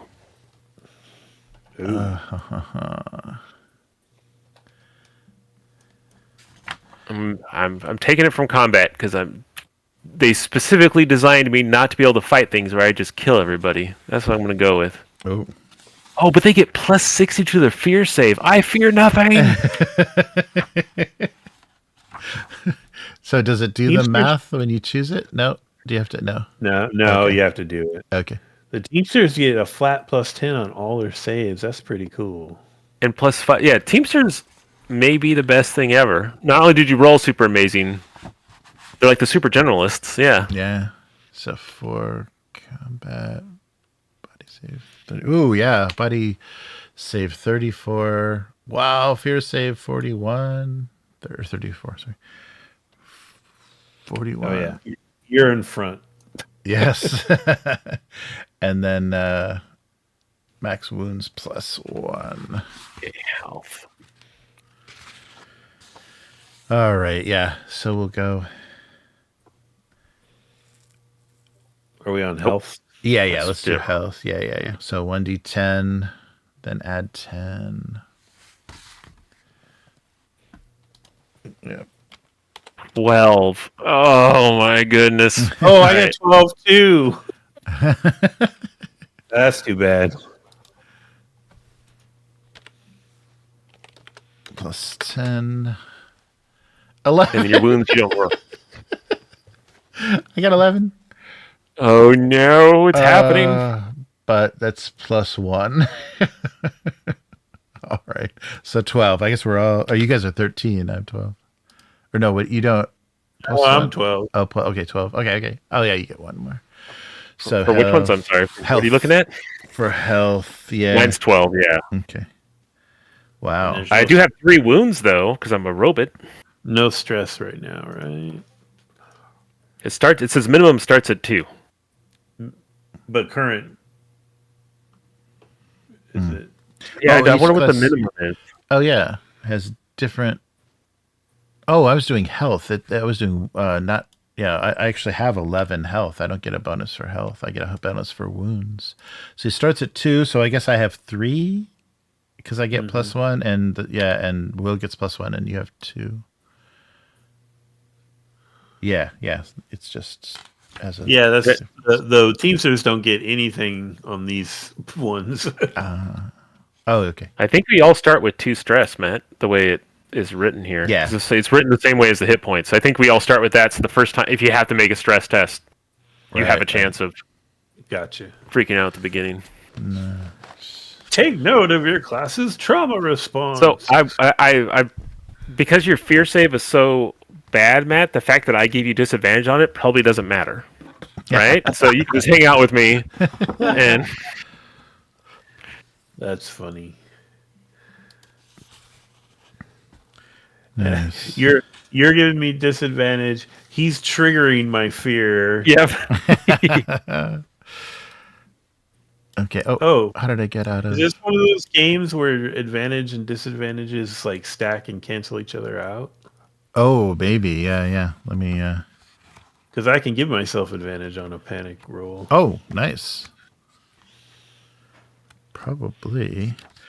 Let's. Well, panic roll is different than the Sandy fear or whatever roll. Panic rolls, right, is like the result when you fail it, right?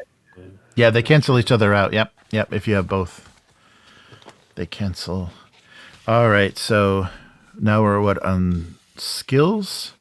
So each class comes or roll for equipment. Oh, okay. Well, technically, number 7 though is Oh yeah. class. Oh, you're right. I'm sorry. I didn't follow the arrows correctly. Yes. All right. So I guess going Marine. So you just check the boxes, right? Yeah. So military training. Industrial equipment. 0G. That's handy. 1 expert skill. Or 2 trained skills. I get 1 trained and 1 expert.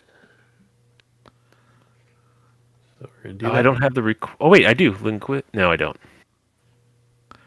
That's weird. Zoology leads to field medicine. Oh, they moved piloting. Oh yeah. Piloting. Yeah, expert. Yeah. Piloting was in the first rank before. You bastards. Yeah, I'm going with because I get military training will give me access to a couple of things. Instead of mysticism, I think I'll just go with firearms. what is rim wise? Oh, It feeds into hand-to-hand combat. What the hell is that? let's see. Rimwise is where is it? Yeah, this doesn't really have like a Practical knowledge and know-how regarding outer rim colonies, their customs, and the seedier parts of the galaxy. So it's like streetwise. Yeah. Okay. Yeah. Yes. Yeah, I'm taking that as my bonus trained skill, I think. Nice. So I start with industrial equipment and 0G, and then I get a trained and an expert, and I took rimwise and piloting. Nice. Yeah, I've got military training and athletics, and then I just went with the expert skill of firearms. So I might be having to pivot from the medic guy because I'm looking at this, and in order to get field medicine and surgery and stuff like that, I have to have zoology first, and I can't get it. So I'm going to go for psychology instead. So I'm going to be a creepy mind games robot. Nice. Oh, Nice. you're like a psyops specialist or something. Yeah, well, I'm here to make sure that you complete the task, not that you're necessarily functional afterwards. You know what I'm saying? Nice. All right, we got our skills. Did they combine? Because on the old character sheet there was driving also, and now I don't see it. Oh, maybe. Yeah, let me check the definition if piloting is like a catch-all. Maybe they Controlling of aircraft, spacecraft, and other vehicles. Oh, yeah, Okay. yeah. Okay, that's cool. You can I'm the drive, driver. can drive it all. All right, so it is 8. So roll of our loadouts. So loadout is page 7. Oh yeah, and trinkets. Okay, and it's just a D10. All right, so I'm not going to have a gun. I'm probably going to have a stick. A stick. Yeah, let's see. Let's see. 1 D10 gives me what? A 1. Oh, no, yeah. Oh, So, that's. I Oh, got a 10. I thought that was my 10. I got a 1. Oh. oh, that is. Oh, okay. I got. One. So I I got got a 10. That's the first thing. Okay. Oh wait. So what did I? Okay, I rolled. Yeah, a 10 is a 0. Okay. You got a 5, Jeremy. I got a 5. Okay, I was trying to. It jumped up there. Oh boy. I got a vac. Wow, a revolver. I am equipped for fighting. I was kind of hoping. I first saw the bottom one, which was a VIP corporate key card. I got excited, but Oh. that's 9. 0 is a vac suit, smart rifle, infrared goggles, and a mylar blanket. I am ready to murder people. Are we just supposed to put that in that little box down I there? think so. Yeah. I think that's all supposed to fit. Yeah, all of this is supposed to fit. Well, I got a vac suit, so I'm already winning space. Nice. I got standard battle dress. I think it's funny. I got a vac suit because do I need a vac suit? Probably yeah. not. No, we can trade though. Oh no, it's mine. I can't share it. Sorry, it's a corporation Oh. said. All right. 3 mags in my SMG. And oh boy, How long are long range comms? and MREs. Oh, I don't know. I would assume on planet or in ship. Like a satellite phone or something? Yeah, maybe. Or I mean, maybe it's and maybe ship to ship if you can see it. I also have a satchel and it's underlined for some reason. What's that about? Uh-oh. An underlined satchel. Oh, yeah. What does underlining mean? Underlined items are not described in the equipment section. Use common sense to determine their use. What's a satchel? Oh, boy. Well, I'm pretty Now I gotta- standard. Now I got to look at all the underlined stuff. Let's see here. Screwdriver. Why are screwdriver? A tennis ball. Oh, that's like aliens when they're bouncing a tennis ball on the wall. Okay. It's just funny because these loadouts are for by type, right? So it's funny to me that the android gets a vac suit and a mylar blanket. It doesn't feel like that's something that an android cares about. But maybe I'm supposed to be the pretending to be a human because I imagine Right. my android being what I am, I'm going to be more of a C-3PO looking like android, I imagine, instead of a fleshy one because I'm out. Yeah. So I don't need to have all that pesky pink or chocolatey brown skin all over me. I can just be I was looking shiny at and proud. I was looking at the Android one. Damn it! Oh, I don't have no. I don't have a satchel, Oh, no. and my revolver only has 6 rounds. Why do the androids get 12 rounds? Because we got to kill some people. What was the number you rolled, Matt? A 1. I got a flashlight Oh. And a crowbar. and a crowbar. Maybe your trinket will make up for it. I wanted long range comms. That sounds cool. My trinket is a DNR beacon necklace. So I guess if I'm dead, don't bother resuscitating me. Oh, are we doing trinket? What is it? Oh, it's percentile? Yeah, percentile. Yes. Yeah.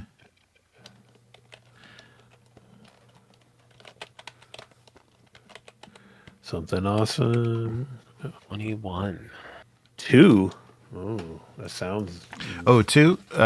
2 is a manual. Survive. Eat soup with a knife. So I have an animal skull that has 3 eyes and curled horns. Oh, wow. I don't know. Wow. Nice. I am definitely the psychiatrist for the team. How does this make you feel? Why are you shrieking? And that's just some trinket ability, right? Like I don't need to go and see what a manual about eating soup with a knife does. Yeah, no, yeah, it's just your trinket. Okay. Super survival. Oh yeah, so I should put the results in there. Oh, a patch.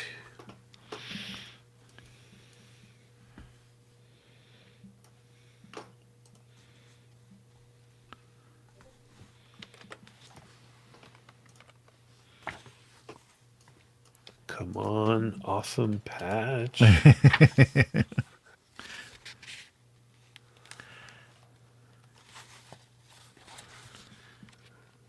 47. And a patch. 47. What? Okay, I only understand half of this patch. It's game over in quotation marks. Okay, I get that. Uh-huh. But then parentheses, it says bride and groom. What is that referencing? I think that's the image is a bride and groom. So it's like I think the Oh. joke is it's not oh no we're gonna die. It's oh no marriage and the quiet life is game over. Oh, okay. It's not like I got divorced and all I got was this shitty patch kind of thing. Well, I mean maybe that's why you have it. Mine just says nomad on it. Uh-oh. Oh, okay. That's a good space mission name. I would have liked Good Boy. Oh, I hurt myself. That would have been a good one too. Mine is just 24 is I'm a love in parentheses machine. So I'm a machine or a love machine. Is that an optional love machine? Oh, the hello, my name is one would have been kind of funny too. All right. Oh, armor points from my clothes 7. Oh boy, are we all the way to credits already? I think so. Yeah, after patch. Well, I get armor points when I'm wearing a fucking vac suit, but Yeah. And so if you vac suit takes what 3 or more points of damage, more than 3 points of damage, it's destroyed. Which I mean makes sense. If you have wearing a vac suit and someone shoots it, it's not a vac suit anymore. Yeah, it's got a problem. Although sometimes there's those self-sealing ones, you know. Oh, I mean, my vac suit's just like a suit I'm wearing that doesn't even protect me from anything because I'm a robot. But yeah. Oh, it didn't like my X. What's multiply? Is that asterisk? Or what are we doing now? Money. Money. Yeah, that 2D. Where is that? It's right. It's 2d10 times 10. It's just Oh, the right it's on the of the character. same thing. Yeah. Okay. Yeah, it looks like it. Oh no, it says it got confused. Oh yeah, it doesn't like it. I Yeah. mean, I could just add a 0. I guess I don't know why it's. I Oh don't yeah, need that's it, true. but- That's yeah. true. Yeah. That's true. Oh, yeah, it hated that.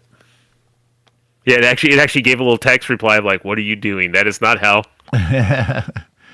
All right, so 140.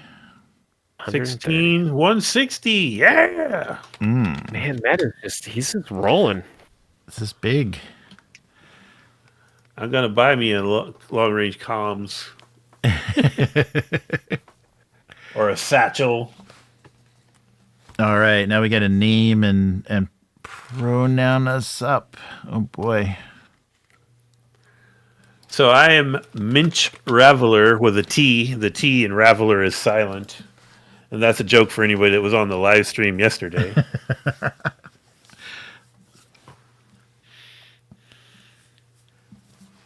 I think I'm going by Bonesaw.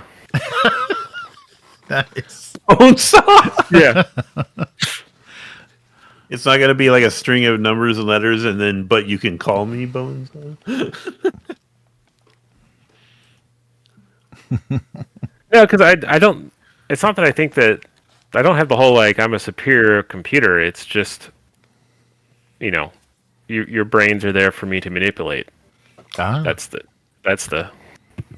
Dude, the long range comms that you could have rolled for your Android is worth 1,000 credits. Oh. I wonder how much those infrared goggles are worth.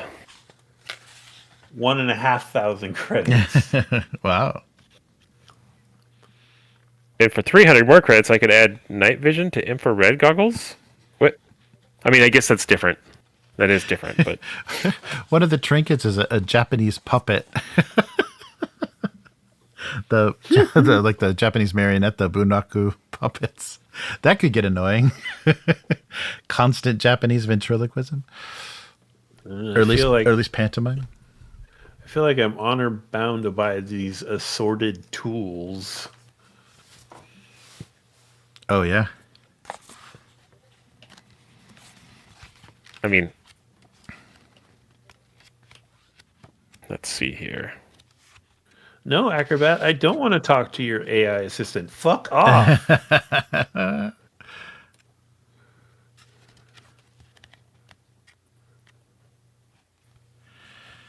Let's see.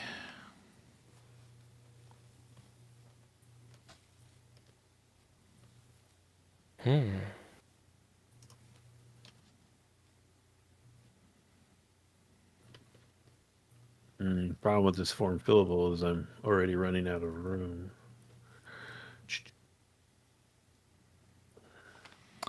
So, a second gun, perhaps. Oh my god, how do I... Yeah, go away. Oh, I hate all this AI implementation. Yeah.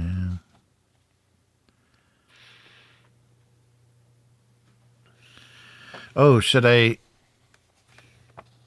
get some lock picks so I can breach doors? Or I guess maybe a cutting torch, right?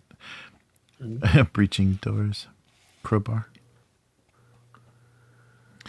Strength. Ooh, I could get an electronic toolkit, but that's really expensive.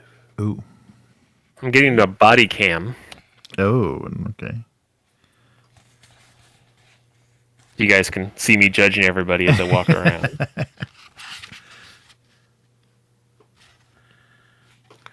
Oh, paracord. I'm just going to be the tool guy. Oh, I can afford a Peabody flare gun. That's about it. Nice.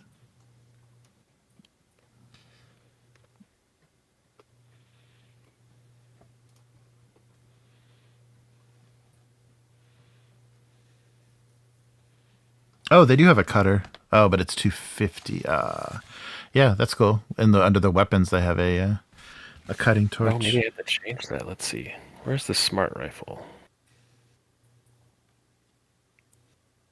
I might go with the exo loader for 100,000. How much is the laser cutter? Oh, it's 250. Hand welder. Yeah, 250. Damn. The foam gun is 500. Because I could buy this drone and you could put a laser cutter on it. Oh, jeez. It's like, that would be so cool. Yeah. Oh, no, I can't buy this drone. Never mind. I missed that K. Salvage drones cost 10,000 credits. Oh. Anyone have a first aid kit? No, I thought you were doing that. I've got MREs. I guess I'll have a first aid kit. Stim picks are 1,000 credits. Oof. Meth is expensive. It's futuristic space meth. Dude, Yeah. the short range comms are 100 credits. We're just not going to talk to each other, are we? Oh, right. Yeah, no comms. Just stay in the same room. Does anyone have? Because there's other stuff I didn't even see here. There's a thing to actually look at the. Like I have a body cam, but no one can watch it.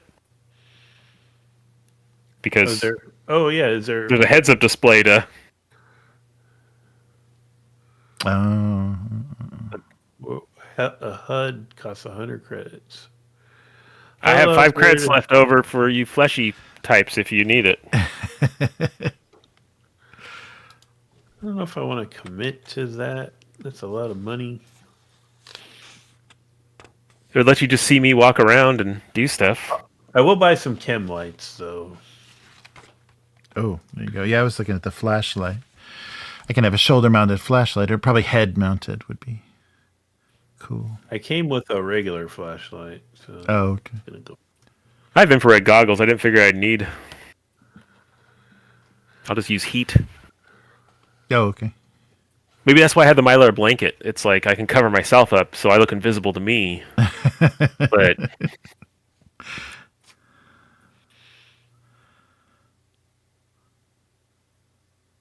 All right, I'm gonna buy the electronic toolkit and be broke. That's fine. Oh, all right.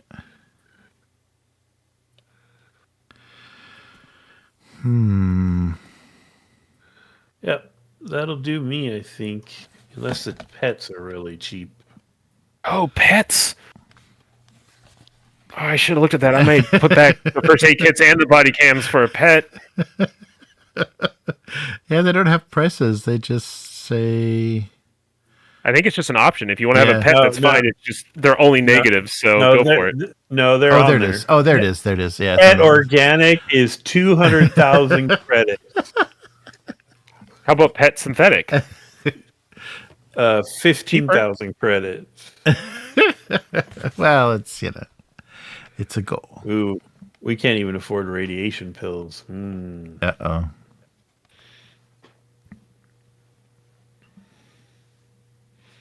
Oh, I didn't even look at the guns. I'm sure I can't afford any guns. That's okay. I'll do all the shooting for us. How about just a knife? Why did I put Is there smart a- rifles? SMG. I figure as soon as I'm shooting people, it's over. Oh, wait. Let me double check. My combat's only a 21, so Yeah, what is my combat? My combat's 45. Yeah, SMG. well, yeah, because all your stuff is you rolled super awesome and you add 5 to it. I had to subtract 10 from something. I figured as the healer psychological bot, I am not. They specifically designed me not to murder things. That's what I'm going with. So I have to figure out ways around, and the only way I can do that is by making you so sad. So I'm noticing there's not really any melee weapons. Oh, yeah. It does say that my tools can do a die 5. Yeah, maybe it's all improvisational. Yeah, because even the crowbar doesn't have a damage.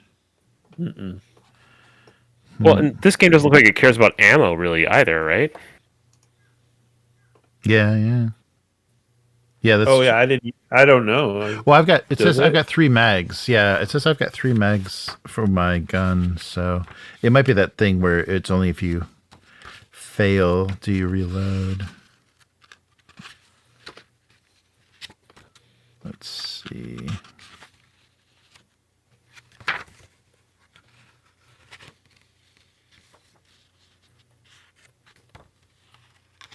Yeah, because I mean, I have the smart rifle. It does 4d10 damage. Oh, you seriously? Wow. Okay, maybe you should be in front of me. But my combat is a 21 though, so I'm gonna be. Good thing it's smart.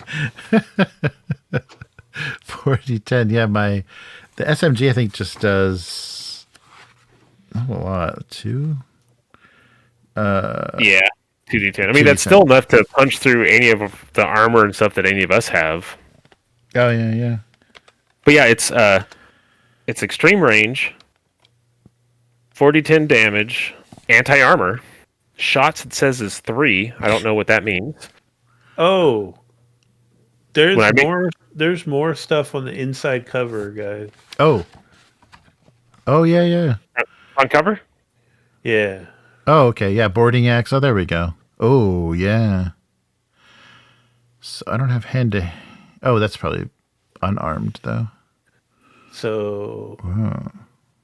okay, scalpel does a D5.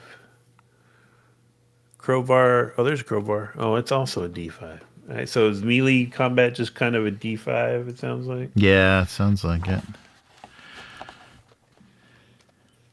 Yeah, because you're fighting weird stuff with a stick. Doesn't work out well for you. Oh yeah, your strength divided by 10 damage for unarmed damage. Yeah.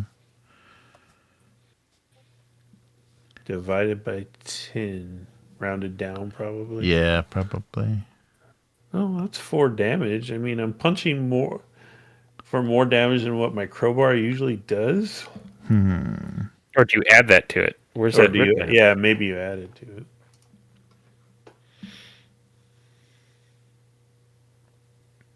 Yeah, I'm trying to find the. Oh, that's ammo. that's for unarmed. Yeah, so completely. Yeah, just punching. Anywho, the standard crew attire, aka basic clothing, is 1 armor point. Oh, there you go.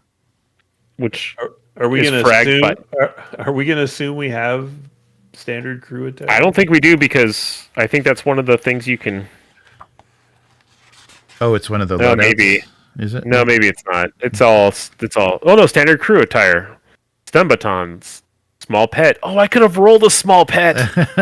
Oh. So, are you saying I'm just naked inside this vac suit? Well- Yeah, you're in like a tank top and little white undies. That's how it works. And Oh then- my god! That's what you're doing.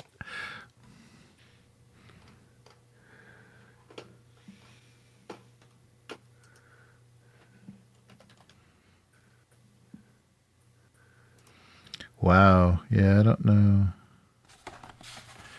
Oh, What piece of- hand-to-hand combat is its own skill. Damn it! Yeah, yeah.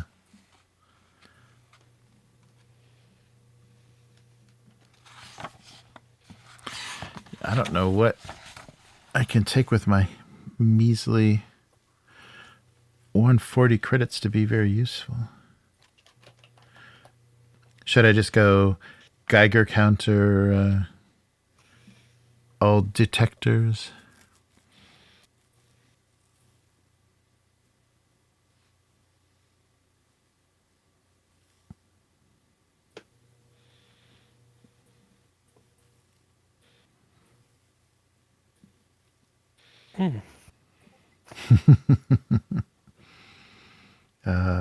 Those goggles look nice.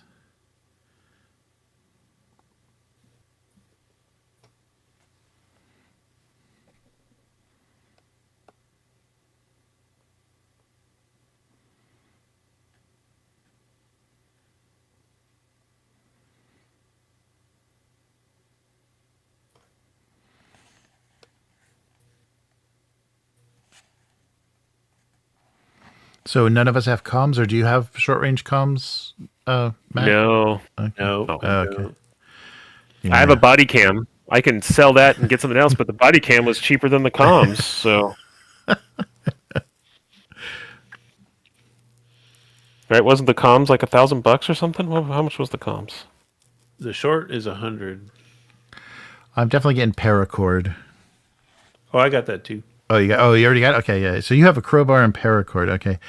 And chem lights, right? I'm a toolbox. I have a crowbar. I have the generic assorted tools. I have the electronic tools, the Oh. paracord, a chem light, and a flashlight. Nice. Okay, I'll do some other use. I'll do Geiger counter,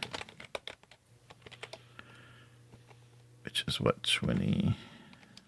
Can I just sell my $1,000 infrared goggles? And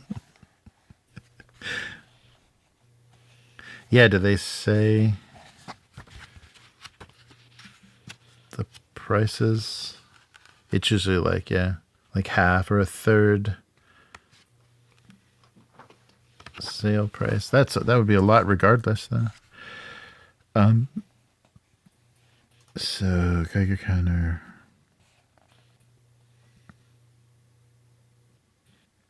Oh, so if I get the heads-up display, I can look through your body camera. Yeah. And if we both know sign language, I can communicate to you through it. Nice. And I'll go with the lockpick set.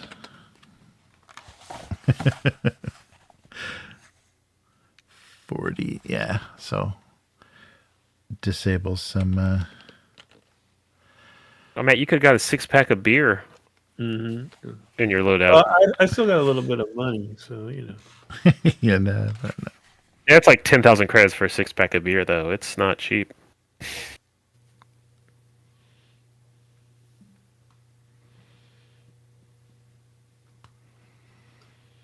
So what is that? 60, got 80 left. Oof.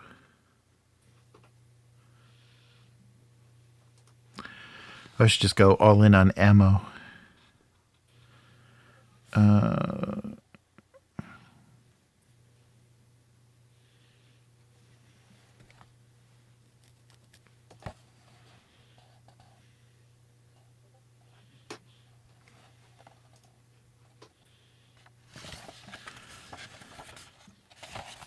So did the pet... I'm just looking at the pets. Do the pets have a skill, or do they give you a skill for having them?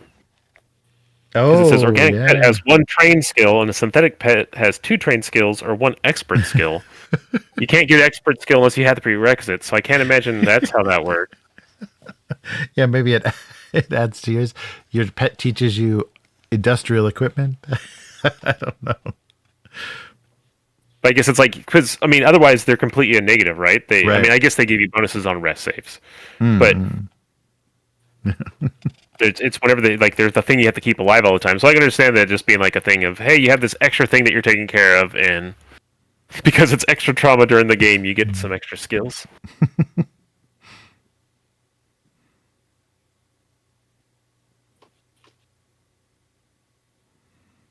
Well, it's a small, medium-sized pet, or larger or rare pets cost 2d10 times the base price. So for enough money, you could have like a cow on the ship or something. Yeah, right. Cow. Nice. Okay, I'll get in a rucksack for all my collectibles. I got a first aid kit, so I at least got something for the team. I think I might get rid of this body cam. We can't even use it. There's no real use for me to have it. I was thinking it'd be just creepy. You guys could see me, you know, sneaking around at night, looking at your guys' bedrooms and stuff. But It's very mission specific.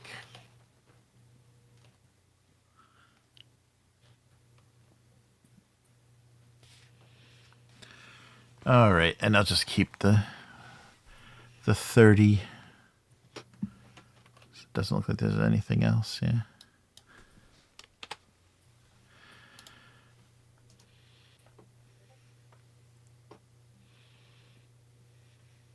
Oh, cool. All right, so what am I doing here? I gotta think. Colonial Marine. Let's go.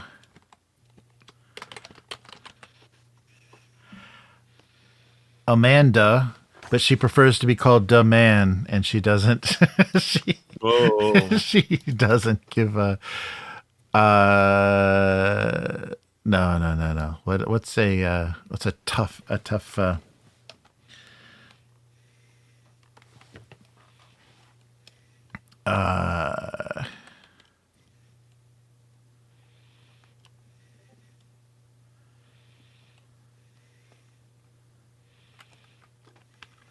Yeah, I've already got my Love Machine patch. okay, I think I changed my name to Doc. It's going to be Diagnostic Organic Care, or something like that. I'm trying to figure out how to do it. You guys can just call me Doc. I'll figure out what the acronym actually means. And I have a chrome body with a milky white synthetic face. Ooh, nice. I'm just like, I just have like a rubber face so you guys can empathize with me. I have a prosthetic face to, you know, simulate emotions with.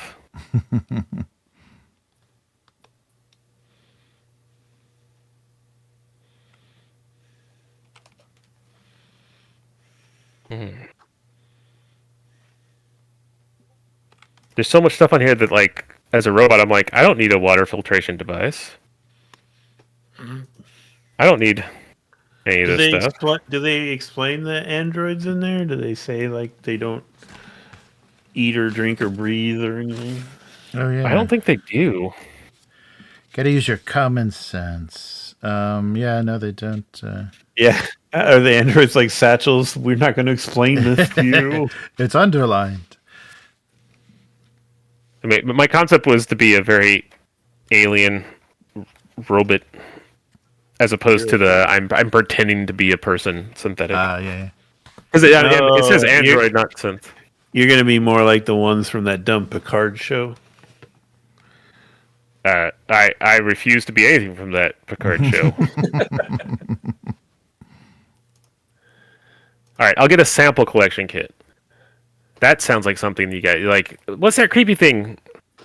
Doc, go get a sample of that. Check it out for us.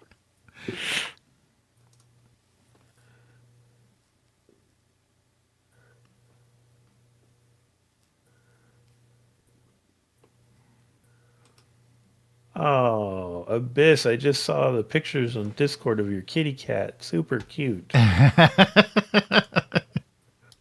Nice. I missed the. Nice. All right.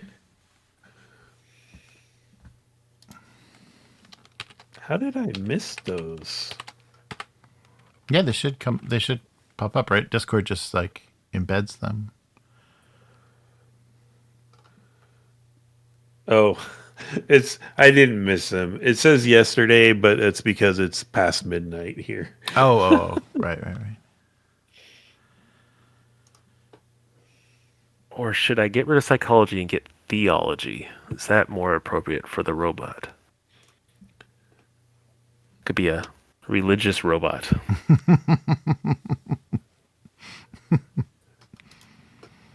Oh, I could go by my character name could be Father. It'd be amazing. All right, I'll stick with my original. There's too many options. I'm too excited.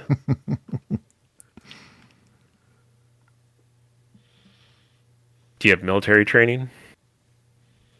You probably get that automatically. Yeah. Yeah. That was built in. That's how I got my firearms up.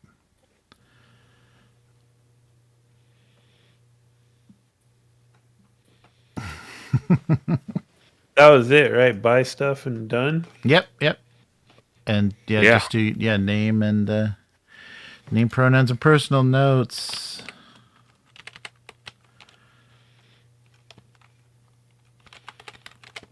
My pronouns are hey, you. Veteran. My personal notes is the T is silent.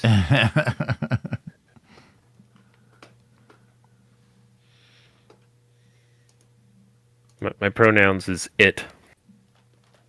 You're right. I don't view myself as a... You can just put your serial number. Yeah, I don't view myself in that fashion as a self-aware that I'm a synthetic being.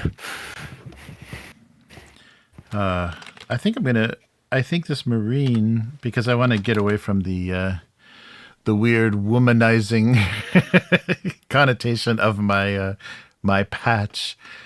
So I think I'm doing she, her. So I'm doing a female Marine buzz cut. Buzz. Let's just go with Buzz. Your name is Buzz? Buzz. Buzz. Her middle initial is B, and her last name is Berkeley. Buzz Berkeley. All right.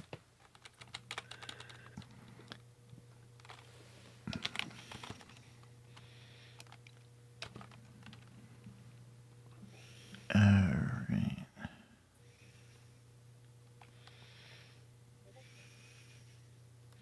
So did you start with like cool combat armor or something, Jeremy? No, I just get it's a battle dress, so it gives me 7 armor. Yeah, I didn't get the really cool heavy one.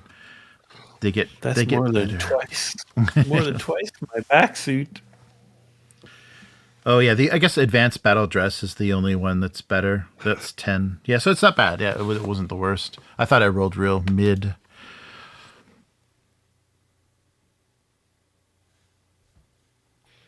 All right, tall, muscle bound, Marine veteran.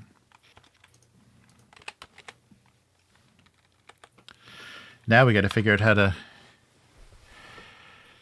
how to scare the hell out of these characters.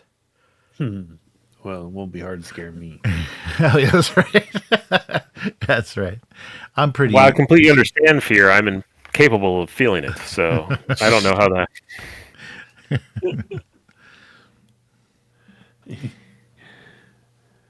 I can induce it in others so I can, better appreciate it, but that's about it.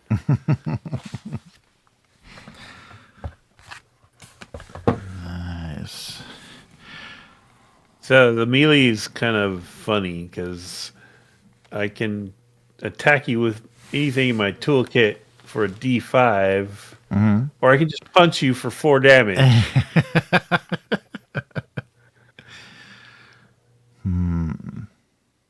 Are there like criticals? Yeah, I think so. Yeah, but I think that's only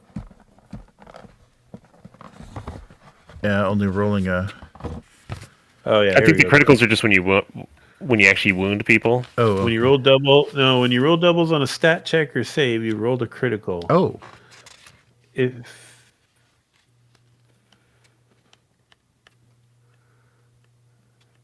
What does that mean? It doesn't say. Oh, read more on page 21. All right.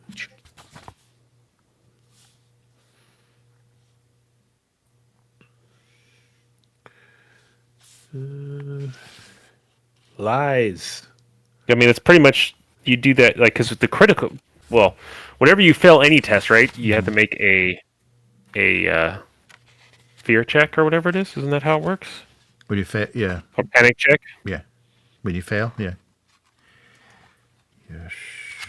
Where's the mechanics?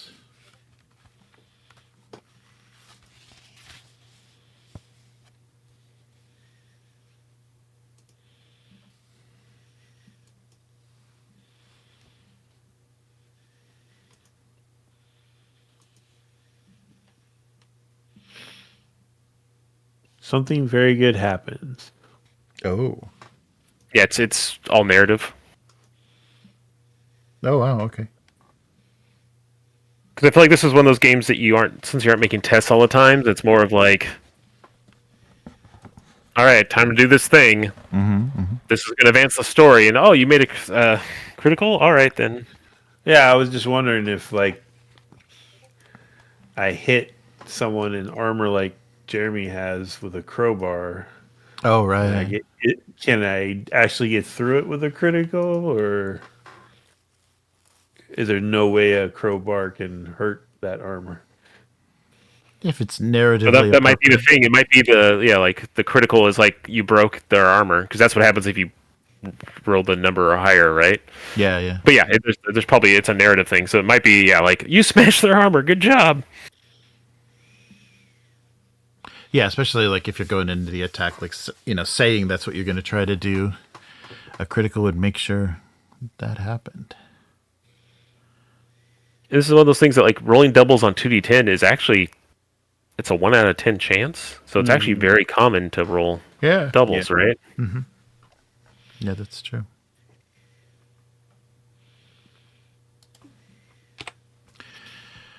Muscle-bound Marine vet. Oh man, furniture is 5 armor points. I'm gonna be diving for cover all the time.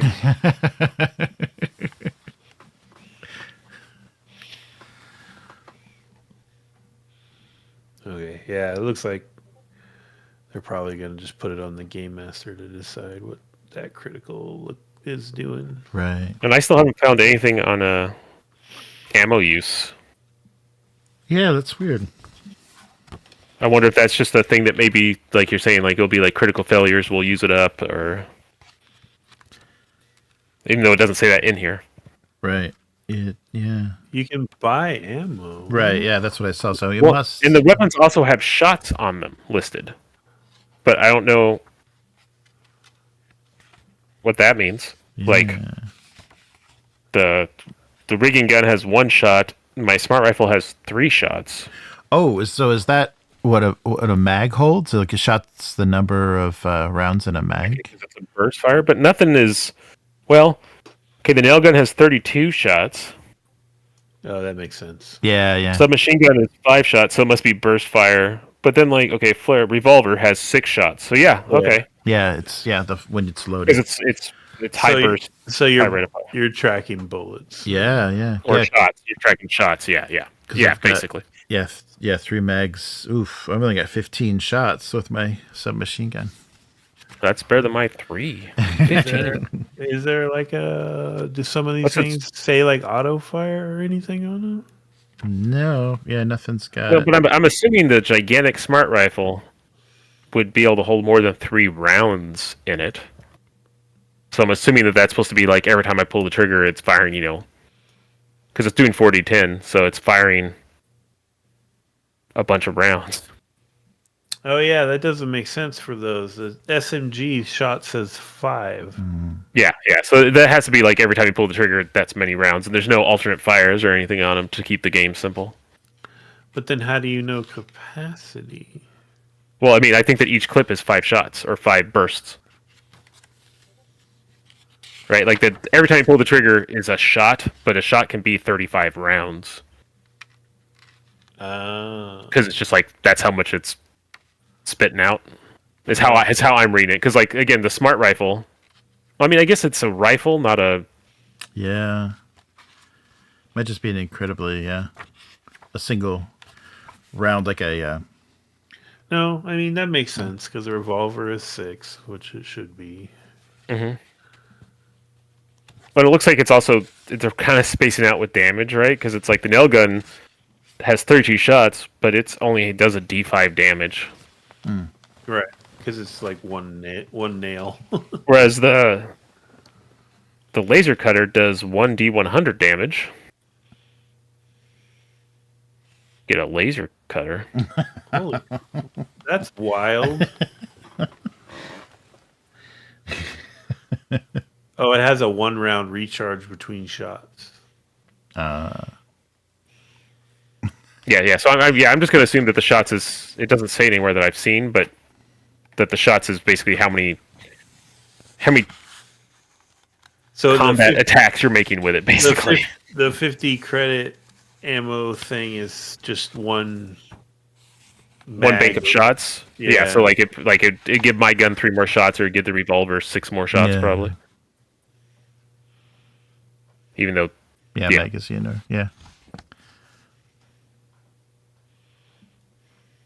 because the reloads are in mags, so fun. I mean, I'm not planning on shooting my gun, so it shouldn't be a problem for me. Yeah, it's funny they don't give just a little more detail if they're going to include that. Well, this may be a thing that has to do with like the clean layout, right? Is that maybe there's more stuff without having read this. I did read it at the time, but I didn't think about it because I hadn't made a character. Mm-hmm. That maybe there's more stuff like that isn't quite explained, and that's kind of the cost of the tight layout of it. I want to get the trank pistol.